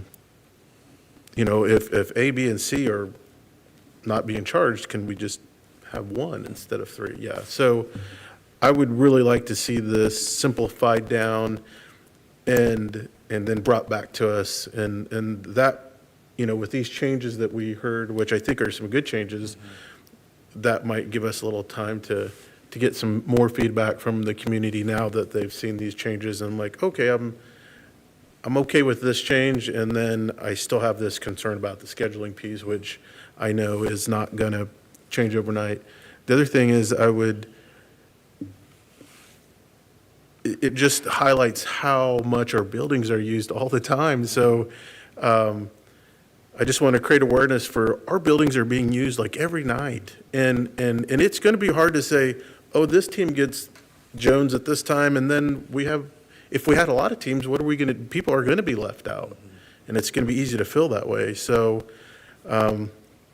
we have a lack of gym space and just space for activities. And we're talking about sports, but there's a lot of, things that could go on in those spaces. So I do want to encourage people to help maintain our space, take care of it. We've just finished our bond, so we have some really nice spaces, and it's so important that we take care of it. So, and then, just being as flexible as we can. And that's the other thing that's a little, we're trusting that this is going to be done with a high-touch customer service to make sure everybody's as happy as we can make everybody, but also being flexible, because we do hear stories, well, this building's not as friendly as giving this space out. And I understand that, especially if you got a nice new space at the middle school and you want to take care of it as much as you can. You want to maybe try to limit the use a little bit so it's just not beat down right away. So, but those attention to that detail, I think, is very important. I guess I'm kind of new to this discussion, and I love that community groups and youth can use our facilities. I think it's essential. At the same time, I'm wondering, is there a piece included so that if our teams, our students in school activities need the place, I mean, how do we know we can schedule ahead? And then, we have a horrific winter and our kids need to be doing evening practices inside or whatever. Well, I believe the policy is written, or this process is written, where our school teams would take priority over any other scheduled. Okay, so that is even if the other teams have been given, other groups have been given the go-ahead to use it on a specific night? So I'm going to probably defer to Dathan's in the audience, I think, still. I think in that situation, if we need the space because we've had some sort of a cancellation or whatever, or we're rescheduling for our student activities, we would just communicate as friendly as possible to whomever has that space reserved, just to let them know, based on our procedures and processes, our activities come first, and they would not have the space that particular time. Our activities would take precedent. Thank you. And I think what would be important is to make sure that type of information is on the basic forms they're filling out when they're requesting the space, right? Give people proper notice that, we're going to try to give you advance notice, but then the blizzard happens and we didn't plan for the weather, right? We have to set expectations. Otherwise, people will then get upset about it. I wanted to just add to, what Art said was, I think, and Dathan would agree, because we've been on this committee from the beginning, every single person on that committee, the intention this whole time has just been consistency for how you rent facilities and how we charge fees, and that we would never, ever, because like Amanda Gutierrez is on there, and like people who were involved with youth sports in so many ways. And the intent was never, ever to limit participation or discourage people from using the facilities. It was really just always just to have an actual consistent policy that was being enforced across the district. So just to clarify, with the revision that you all recently made today or yesterday, kids, if there are USD253 kids, they will not be charged for our facilities. Correct. Full stop. Correct. Okay, that's really important to me, so I'm glad to, just wanted to really just get that set, so.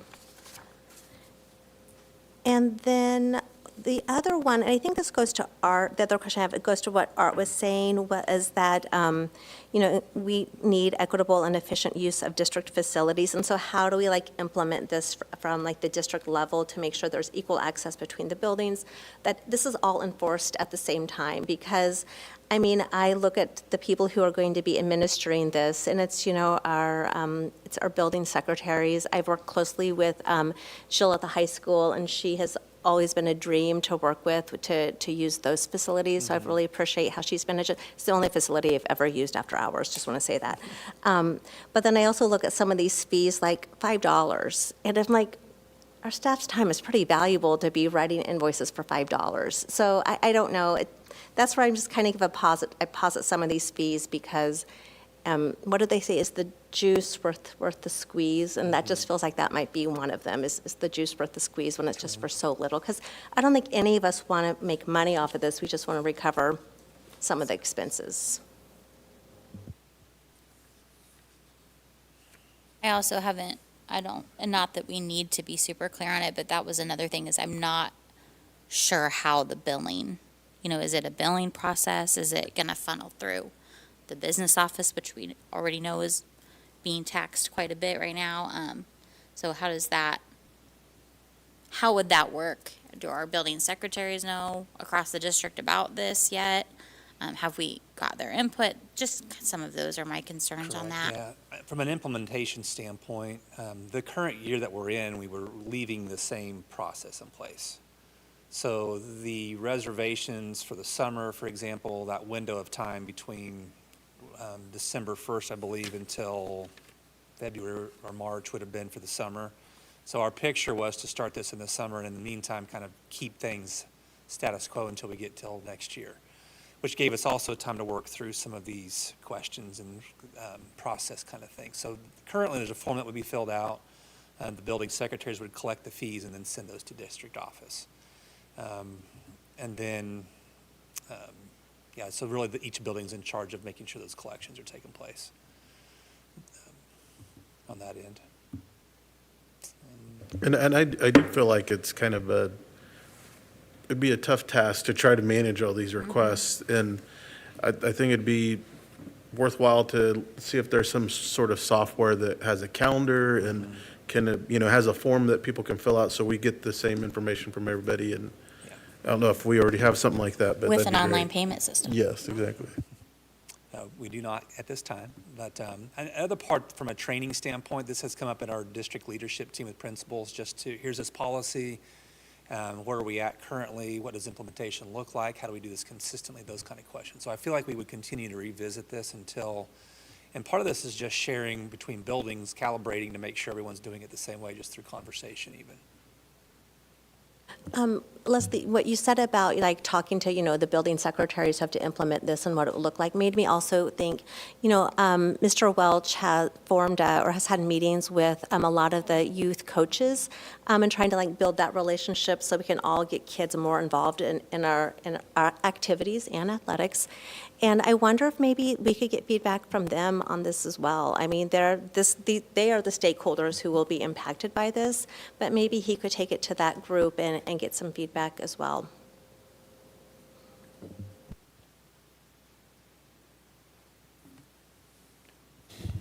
I know what jumped out at me and just listening to your questions and comments.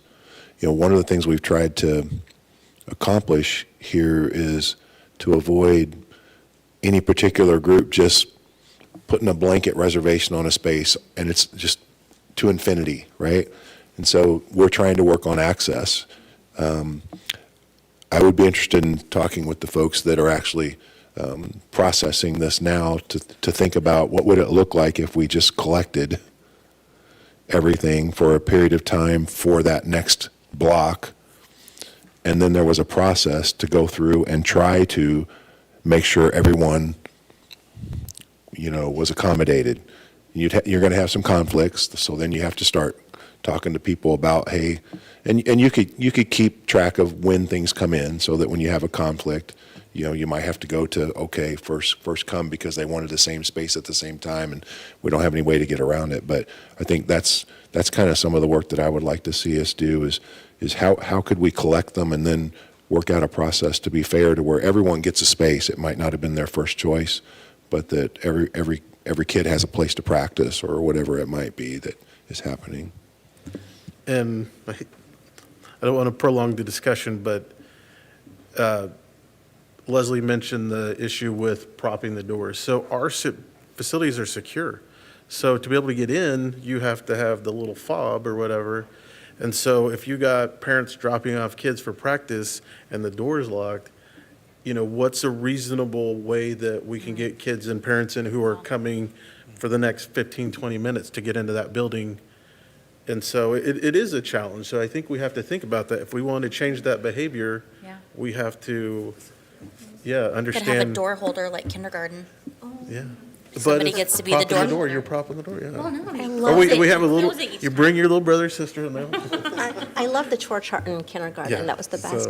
so- One idea that, as I was sort of reading through this, was, making sure our buildings are cleaned up, that they're safe, that no one's propping the doors open and leaving them, is like, what if we looked at more of a deposit system? So let's say a baseball team, or I'll say not baseball, we'll say basketball team, wanted to use our facilities, and we just could charge them a deposit, and then if everything goes well, they get their deposit back.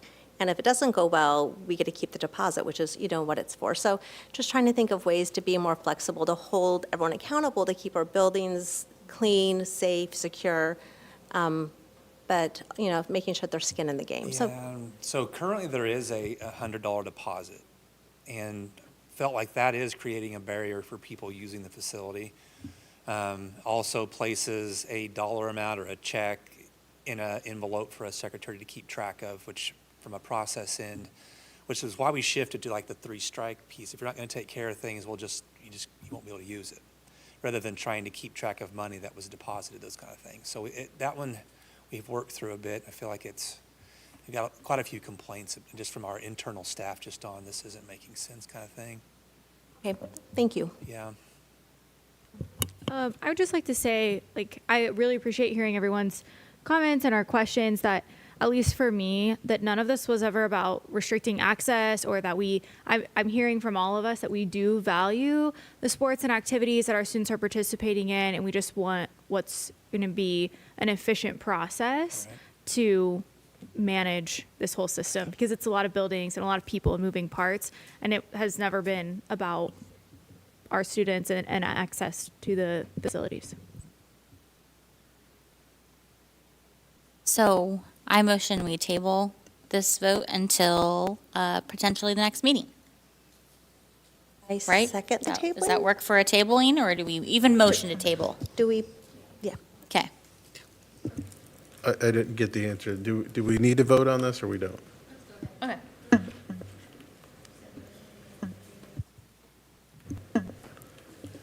So it's Can we been, just say a future meeting date and not the next meeting? Would you accept that amendment to your motion?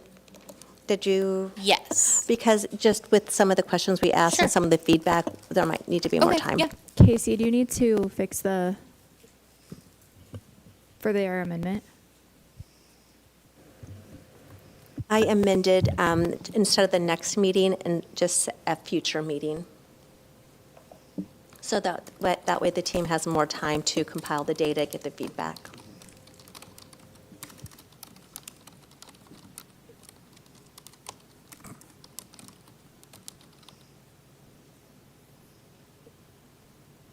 Should be good now.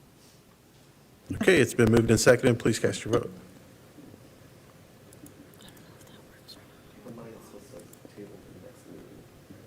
Oh, maybe I need to close and reopen. Do you want me to do that? Or we can do a hand vote. Okay, that's fine. All in favor? Motion passes 7-0. All right, thank you. And thank you for the work on that. And I'm sorry it's not. Yeah. Okay. The next item is going to be 8A, board reports. We had our January meeting for the Tech College on Monday. We opened with a recap of our Great Colleges to Work For survey. This was our 4th year completing that survey. And the Tech College had I think a 73% response rate is pretty darn good. Identified some challenges, some good things to work toward, and approved an RFP for a mobile dental unit. I thought that meant they were gonna do like dental work in the van, but it's more going to places to provide dental hygiene, which is still really great for a community our size. Good meeting. All right, I think I'm next for the Rec Commission. We didn't have a whole lot to probably report on for this meeting for December. We are looking at a partnership to install, I'm trying to say this right, they're solar charging benches with Wi-Fi. There's a grant for it where we would be responsible, the Rec Commission would be responsible for the cost of the Wi-Fi, but then we would have a place outside that people could sit and they could use Wi-Fi for, and we had some more questions about that. We're working out the language, but it's a good opportunity. It's funded for a finite amount of time, and frankly, people are coming to public spaces and using the Wi-Fi anyways, give them a place to sit. So we were looking at that, doing some research too on our credit card processing fees. Not exactly the same thing as cost containment, but the Rec Commission a while back had looked at how much we were paying collectively when we have a credit card swipe or an online transaction, because you get charged something for that transaction, and it's one of those hidden costs, right? You get big eyes when you actually total it up and look at it. So we've been looking at some different vendors, and that's still in process. And then of course our never-ending adventure with the pool. We had commissioned a potential study. Well, we didn't commission it yet, I don't think. We had gotten a quote for it, and we're still having some discussion about what to do with those structural problems with that pool, and whether that's worth the expense or not, considering what we already know. You guys have heard me talk about the pool a lot. It's kind of a big issue for us. As some of you know, there was a lawsuit filed, I think sometime last month, actually. Nothing substantially has happened on that yet, so there's nothing to report about it. It's still just in a very early stage. That's it for the Rec Commission. Can I add something quickly? I was invited to attend the Governor's State of the State address last night, and she announced that she is supporting a statewide reduced price copay for reduced price meals copay, and it just made me proud because we've led the way as a school district, and so again, I hope that we'll be able to see this throughout the state. So I just wanted to praise us for being awesome. Thank you. Item 8B, Resolution 2026-1, establishing regular Board of Education meeting time and place for 2026.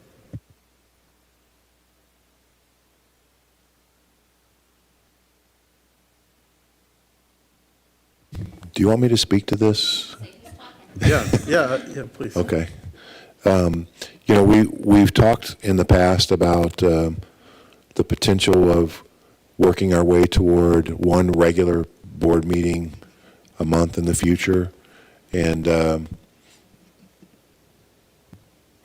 what I've tried to propose here for the board's consideration is a hybrid version of that idea. And again, from the perspective of those who are working in the district and processing items and preparing for board meetings, it becomes a challenge for us and you in particular to every week you either have a board meeting or you're agenda reviewing for a board meeting, and so you breathe a sigh of relief on those months that have 5 weeks, because that's when you can take vacation. And so it becomes a little bit of a challenge that way, and then just processing the items. You start to feel like you're just chasing board meetings from time to time. I have been in districts where we've been able to accomplish our business in 1 month. I think that we can be in one meeting a month. I think we could be that efficient here. And it's an opportunity. I'd like to take the opportunity, if you were to choose to go this direction, to be able to have more extensive, in-depth work sessions quarterly on key topics. And so, what would happen if you were to adopt this hybrid calendar that's a part of your resolution would be things would operate as they always have through May of this year, and then in June our second regular board meeting would become a full day work session and retreat, that the board would, and I would want to involve our superintendent's leadership team in that retreat and just really dig into some issues, including by then we'd be digging into, where are we on some of our business operations as far as action plans there. July, we would remove the second meeting and only have one meeting in July. In August, our first meeting, we would have all the regular meetings would end up being on the second Wednesday. So the first Wednesday of that month, we would have a work session specifically associated with finance and budget. So rather than trying to handle that as a part of a board meeting or for a quick add-on to the front end of a board meeting and making it a real long night, really dig in to our finances and budget in August prior to all of the approvals that have to occur. September, we would remove a meeting, so you'd only meet once in September. In October, your second meeting would become a regular annual student success, student achievement work session. Again, something more in depth, 2.5 to 3 hours of just focusing on how are we doing and what are we doing to get better, and looking through our metrics there, not just state testing. November and December, we already only have one meeting, so no change there. You're not approving it at this time because this would only go through December, but if you were to roll around and look at if we continued this moving forward, kind of the impact it would have. The one thing that doesn't show up here that I did reference in the speaking points in the item is that there's another work session that we would have in February that isn't shown on this particular map, on this particular document, and that would be what's the February strategic plan monitoring. And so that's where we would dig into what are those board action steps that we've agreed upon, what are the things that we're working on within our strategic plan, and really dig in for an extended period on how we're doing there, and are there any revisions that we need to be making moving forward to address the needs of the district. So kind of moving to 4 more extensive conversations about critical areas in the school district, but again, eliminating a few regular business meetings of the board over the course of that time. I won't be offended if you don't go this direction. It's not personal to me. I just feel like in the long run, it would make us more efficient and then also give us more time without scheduling more meetings to dig into some key issues over the course of the year. I think when we initially talked about this, there was a concern that we would need to adjust some policies for this to work. Have we? Yeah, and I don't think you have to formally adjust a policy, but we would want to go in and just clarify some language to show that. There are some activities that occur from meeting to meeting, like a lot of times on the classified side of employees, you need to hire people, and you don't want to wait for another full month to start those individuals. And so we would want to clarify some language and policy that would state that, we're able to start those individuals on a probationary status with them being formally hired. There's already some of that language in our procedures, but because we're meeting every other week, it's rare that we would actually implement it. But I think that can be clarified some, as long as the board is okay with that. So if we needed to hire a custodian, 3 days after a meeting, and it's going to be another, 3.5, 4 weeks before we meet again, we would start the custodian. They would understand that it's a probationary status, and their hiring becomes official when the board acts. Yeah, I would also, kind of in the same vein, just think about like reimbursements for employees, especially, and making sure that we're seeing those, every single month to make sure that those get paid out. If we're asking you to do this, then we need to become efficient and effective on our end as well. And so, we can't let a board meeting pass where a bill should have been paid, and it's no big deal because we're going to pay it in 2 weeks. It is a big deal if you're going to pay it in a month. And so we have to be on top of things as well from our perspective. Yeah, I will support this because I said to you, when you started talking about it, I said, well, let's keep our normal schedule the first part of the year and then try something different in the second half of the year. So I'm willing to try something different in the second half of the year. My only question is, November 11th is Veterans Day, and would we actually have a board meeting on a holiday? I mean, I'm okay with it, but, but I know that our schools are probably closed, so. That would be the second It's just the Wednesday. standard second Wednesday. Yeah, but we're probably closed as a district. We're open on? Oh, yeah, you're right. It's just a no student day. It's just It's a a- no. Okay. Okay. Then I'm fine with it. I I just can wanted to go. flag it. Go ahead, Jamie. That was it. I'm also kind of like on the fence. I would say I'm not opposed to this idea. I like the idea of having these work sessions where we can really dig in and focus on specific topics. I do hesitate, and please know, Dr. McGeehee, I've been thinking about this all night. I don't mean to be snarky. I just am very attuned to the fact that we have sat here for nearly 2 hours and have yet to really address anything to do with students and their outcomes and their success. That this has been basically a business-only meeting.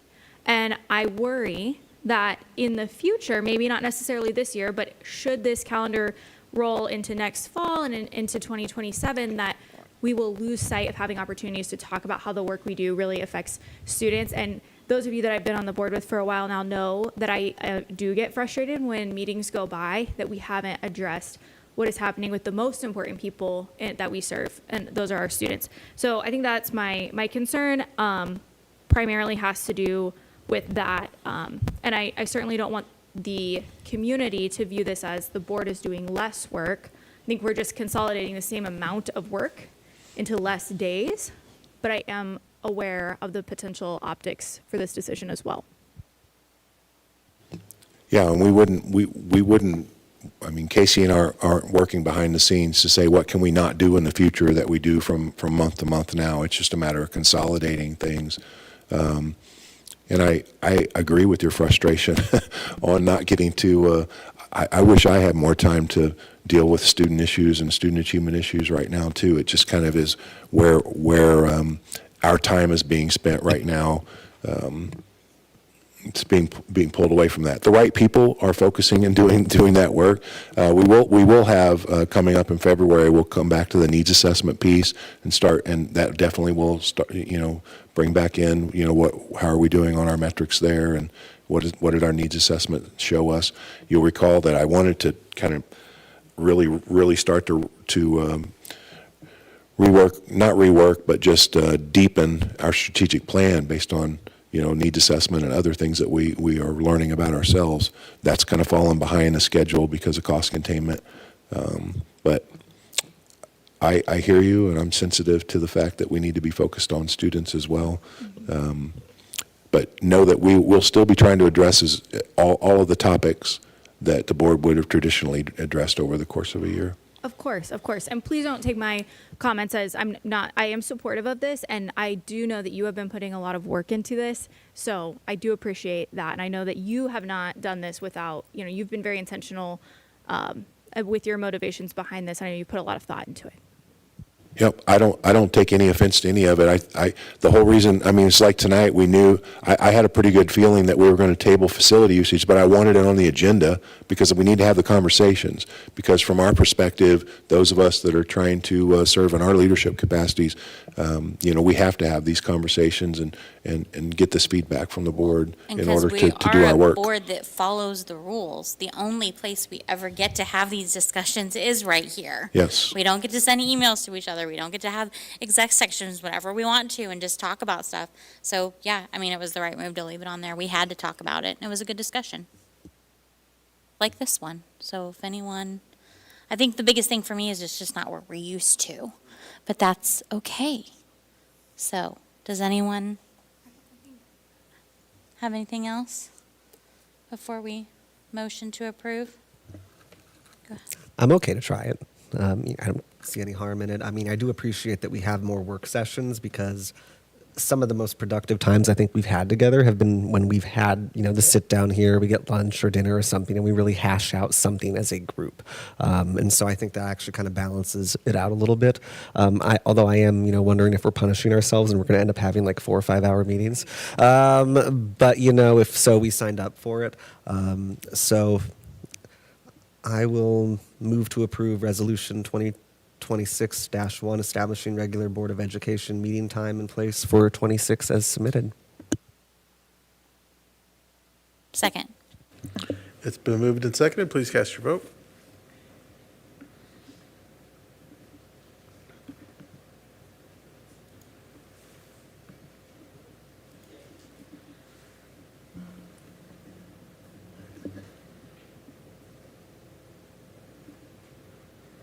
Motion passes 7-0. Thank you. Item 8C, Resolution 2026-2, extend term of board officers.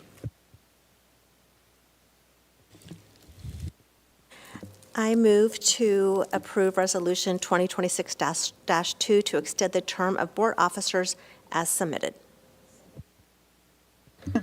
Moved and seconded. Any discussion? Hearing none, please cast your vote.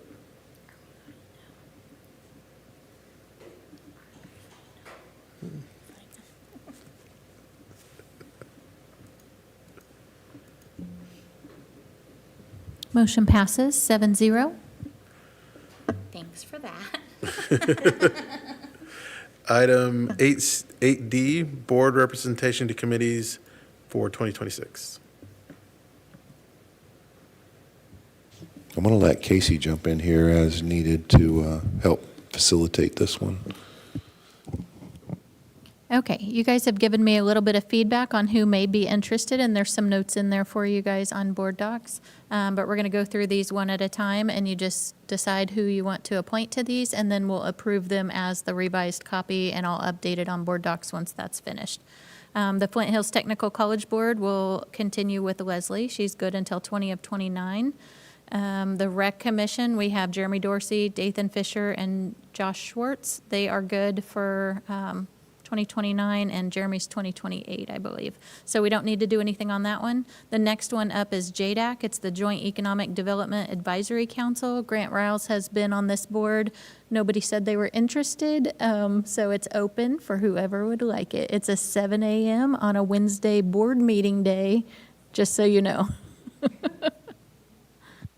You wanting to redo it again, Grant? I can do it. The board itself, we had a meeting early this morning.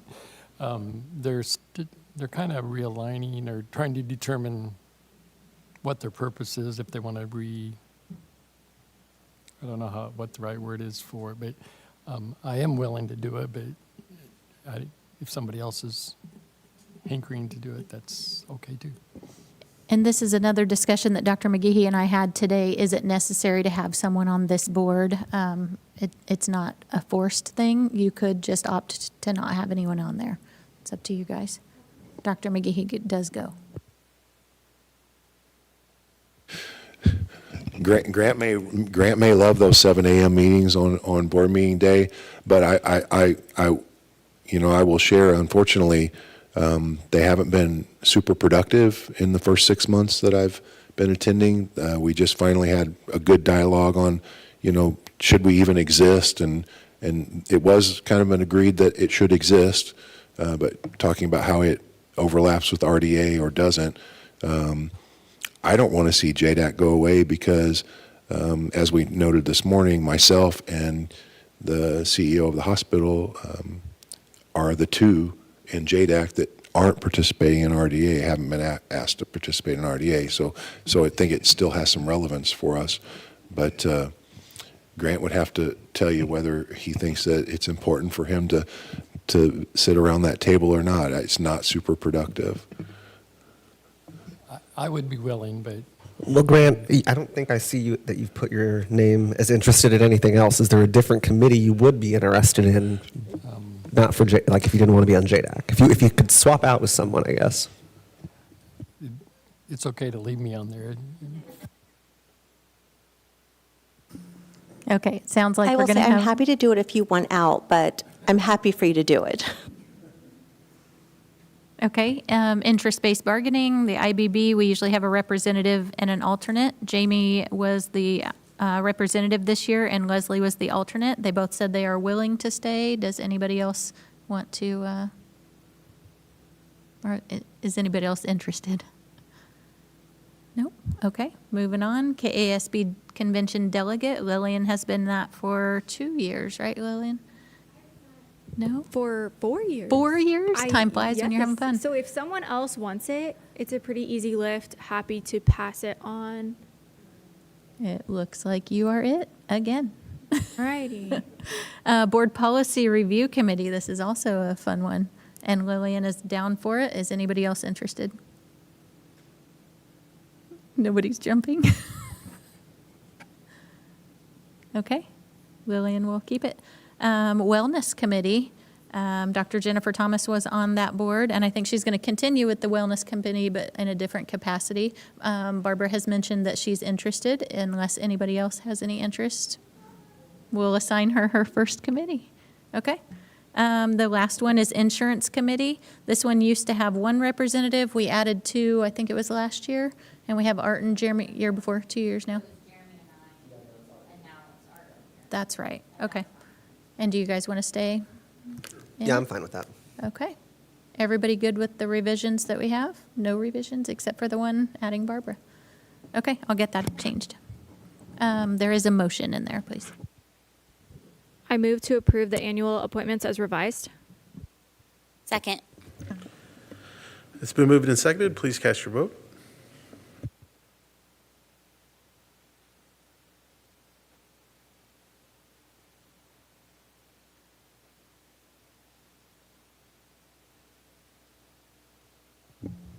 Motion passes 7-0. Thank you, guys. Thank you. Item 9A is Superintendent Report. I'll try to be brief, but I do want to recognize some folks in the district. Congratulations to Alyssa McHugh. She's a fourth grade teacher at Walnut Elementary. She was selected as a 2026 Kansas Horizon Award recipient. So she's in her second year, so she was nominated for this in her first year. The award is given in your second year if you actually receive it. She's one of only 32 educators statewide to receive the Horizon Award, and so very proud of her. A lot of us went out to Walnut Elementary the other day, and Commissioner Dr. Randy Watson called on Jamie Dakin, the principal's cell phone, and we handed it over to Alyssa, and she had no idea what was happening, and he shared that news with her in front of her students, and they were very excited as well. Got some pictures of her with her students, so proud of her. I will just reference one more time, we've talked about this before, but I got a chance to actually go see A Piece of My Heart down in Wichita on Saturday that our theater students put on, and I can say that it brought me to tears at time, both for the subject matter, which I really appreciate Amanda Ballard and her willingness to take on tough subject matter, and this district for allowing her to do it, because in some places things like this might get controversial and political, and I appreciate that you allow her to do that. But it was just also some tears of just pure pride in being a part of the school district that was out there doing it. It's not a lot of hoopla and show type of production. It's true acting. And I was just amazed at the emotions that the kids were able to exhibit within themselves as they acted out these various roles of primarily these females working, in Vietnam in their nursing capacities and so on. And so I was just very proud of them and wanted to let you know about that. We referenced Dr. Thomas staying involved in wellness. She actually wrote a grant for us, and the Emporia Community Foundation approved that grant to have a vitality workshop. That's going to happen this Saturday, January 17th from 9 to 3. I'll be here participating in that as well. They were hoping to get 75 people to sign up, and they met their capacity of 120 really quick and accepted 15 more. I'm sorry to say I was one of the 15 because it filled up so fast I didn't get registered. And when I went in to register, it wouldn't let me. And so they gave me a special exception, which I appreciate. So there are 135 folks signed up for this, and I think it's going to be it'll probably end up, if we can find funding for it on an annual basis, it's something we should do more often. And this all came about from the board's approval of us going to that partially self-funded health insurance, and just the importance of us being wise consumers when it comes to our health, and so that kind of sparked the interest in this, and we're looking forward to that event. Just quickly, cost containment team met again earlier this month. The rooms are just continuing to decide what to move forward, what not to move forward, as far as the feedback to the leadership team, and they're doing the hard work right now. They'll come back in next week and start to prioritize things on, they're going to get to that point where they're going to be in those this or that conversations. I call that the 6-7 conversation, right? That's what the kids call it now. And so I get to use it, right? But they're at that point where they're going to have to be having some of those kinds of conversations and reaching some consensus in their room as to what they can live with moving forward and what they just can't live with moving forward. And then eventually on that last meeting in February, we'll come together in this room as a whole group and get their final consensus on feedback. The goal then will be to take that feedback, and I'm hoping to be able to present kind of a preliminary, draft of just the feedback, because a lot of you haven't been, there's 3 of you participating directly, but it's like everybody else is like, am I getting enough information? Do I have the full picture? And so even before we're ready to make a formal recommendation for you to consider on directing us, yes, move forward with these items, I just want to give you a good recap of what's kind of happened and what things are on the list that we're considering moving forward. So hoping to do that at the 2nd February meeting, and then come back in March with some approvals. We can't really wait past March because we've got to start thinking about HR and the job that they might have ahead of them as well with regard to staffing. The note about legislative session obviously began this week. We were getting some notifications about cell phone ban bills. We talked about the fact that would be coming up. So there are some hearings. There were supposed to be hearings on the Senate bill and the House bill this week, but the House bill one got canceled. There is a Senate bill hearing for Senate Bill 302. The committee will hear that tomorrow. And I put some information in there about those bills and how they differ, and some of our concerns. I mean, one, we'd like to be making our own decisions here within the district when it comes to what we're going to do with cell phones. But then in these bills, there are some logistical challenges with regard to how you're going to secure phones through the day to where students don't have access. And then I, in particular, think about our open campus lunch, and you're going to have to possibly deal with cell phones more than once a day because I don't think that you could keep a kid's cell phone while they drive off, to go to lunch. I think once they're off campus, you'd have to, but maybe we can't give it back to them. I don't know how this bill is specifically going to come out. So we do have some concerns about the logistics. And then the other, the Senate concurrent resolution on property tax values, that could, have a long-term impact on revenues for entities like school districts. And, I think that maybe the unperceived consequence of capping property values could ultimately cause entities to have to increase their mill levies to counter the losses in revenue because of the, you have projections into the future on what kinds of mill levies you need to pay back bond and interest, for example. And then if all of a sudden your values aren't doing what you based your trends on, you may have to adjust the levies to make up for it. So there are some unintended consequences sometimes that just need to be thought through. And so we'll keep track of that. And I will chime in and advocate with our senators and representatives when necessary. I did communicate with our state board representative on an AB therapy issue that had to deal with some special education IDA issues this week that they were considering. She did vote in the direction that I hoped that she would, but it didn't go in the direction that we'd hoped that it would. But I did appreciate that exchange, and I feel like developed a relationship over the course of that will help us moving forward. I think that's it for me. All right, thank you for that update. That's going to move us to item 10A, executive session personnel. I move we go into executive session for, I'm going to give us all a 5-minute bathroom break, 20 minutes to discuss personnel matters of non-elected personnel in order to protect the privacy interest of the individual to be discussed, and to return to this room at 8:31 p.m. Superintendent Dr. David McGehee, Director of Human Resources Dr. Erica Mickelson, and KASB Attorney Lori Kopp are invited to join the session. Action is anticipated. Second. It's been moved and seconded. Please cast your vote.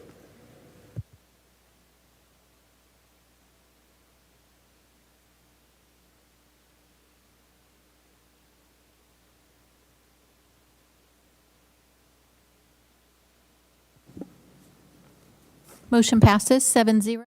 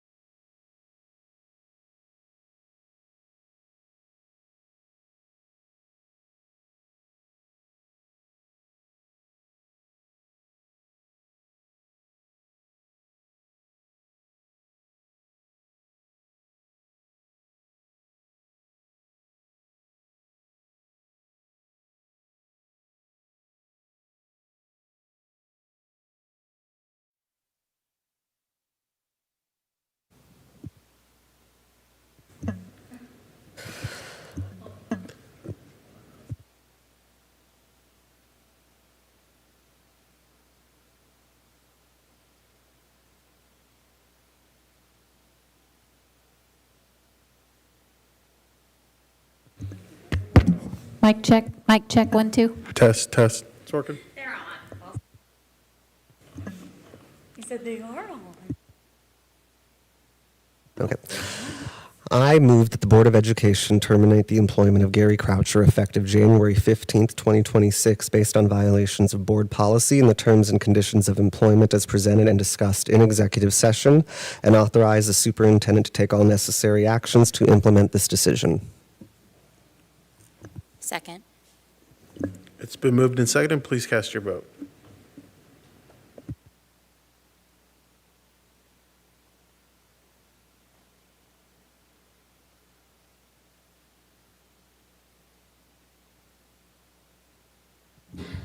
Motion passes 7-0. Okay, that's going to bring us to future board calendar dates. Item 11A, our next meeting will be Wednesday, January 28th. It'll be a special meeting that we have at the high school where we meet with Stuco, and that'll begin at 5 o'clock with our normal meeting to begin at 7 p.m. in the school library. Following that, and we will have our February 11th meeting and our February 25th meeting. And I would entertain a motion to adjourn. So moved. Second. Okay, please cast your votes.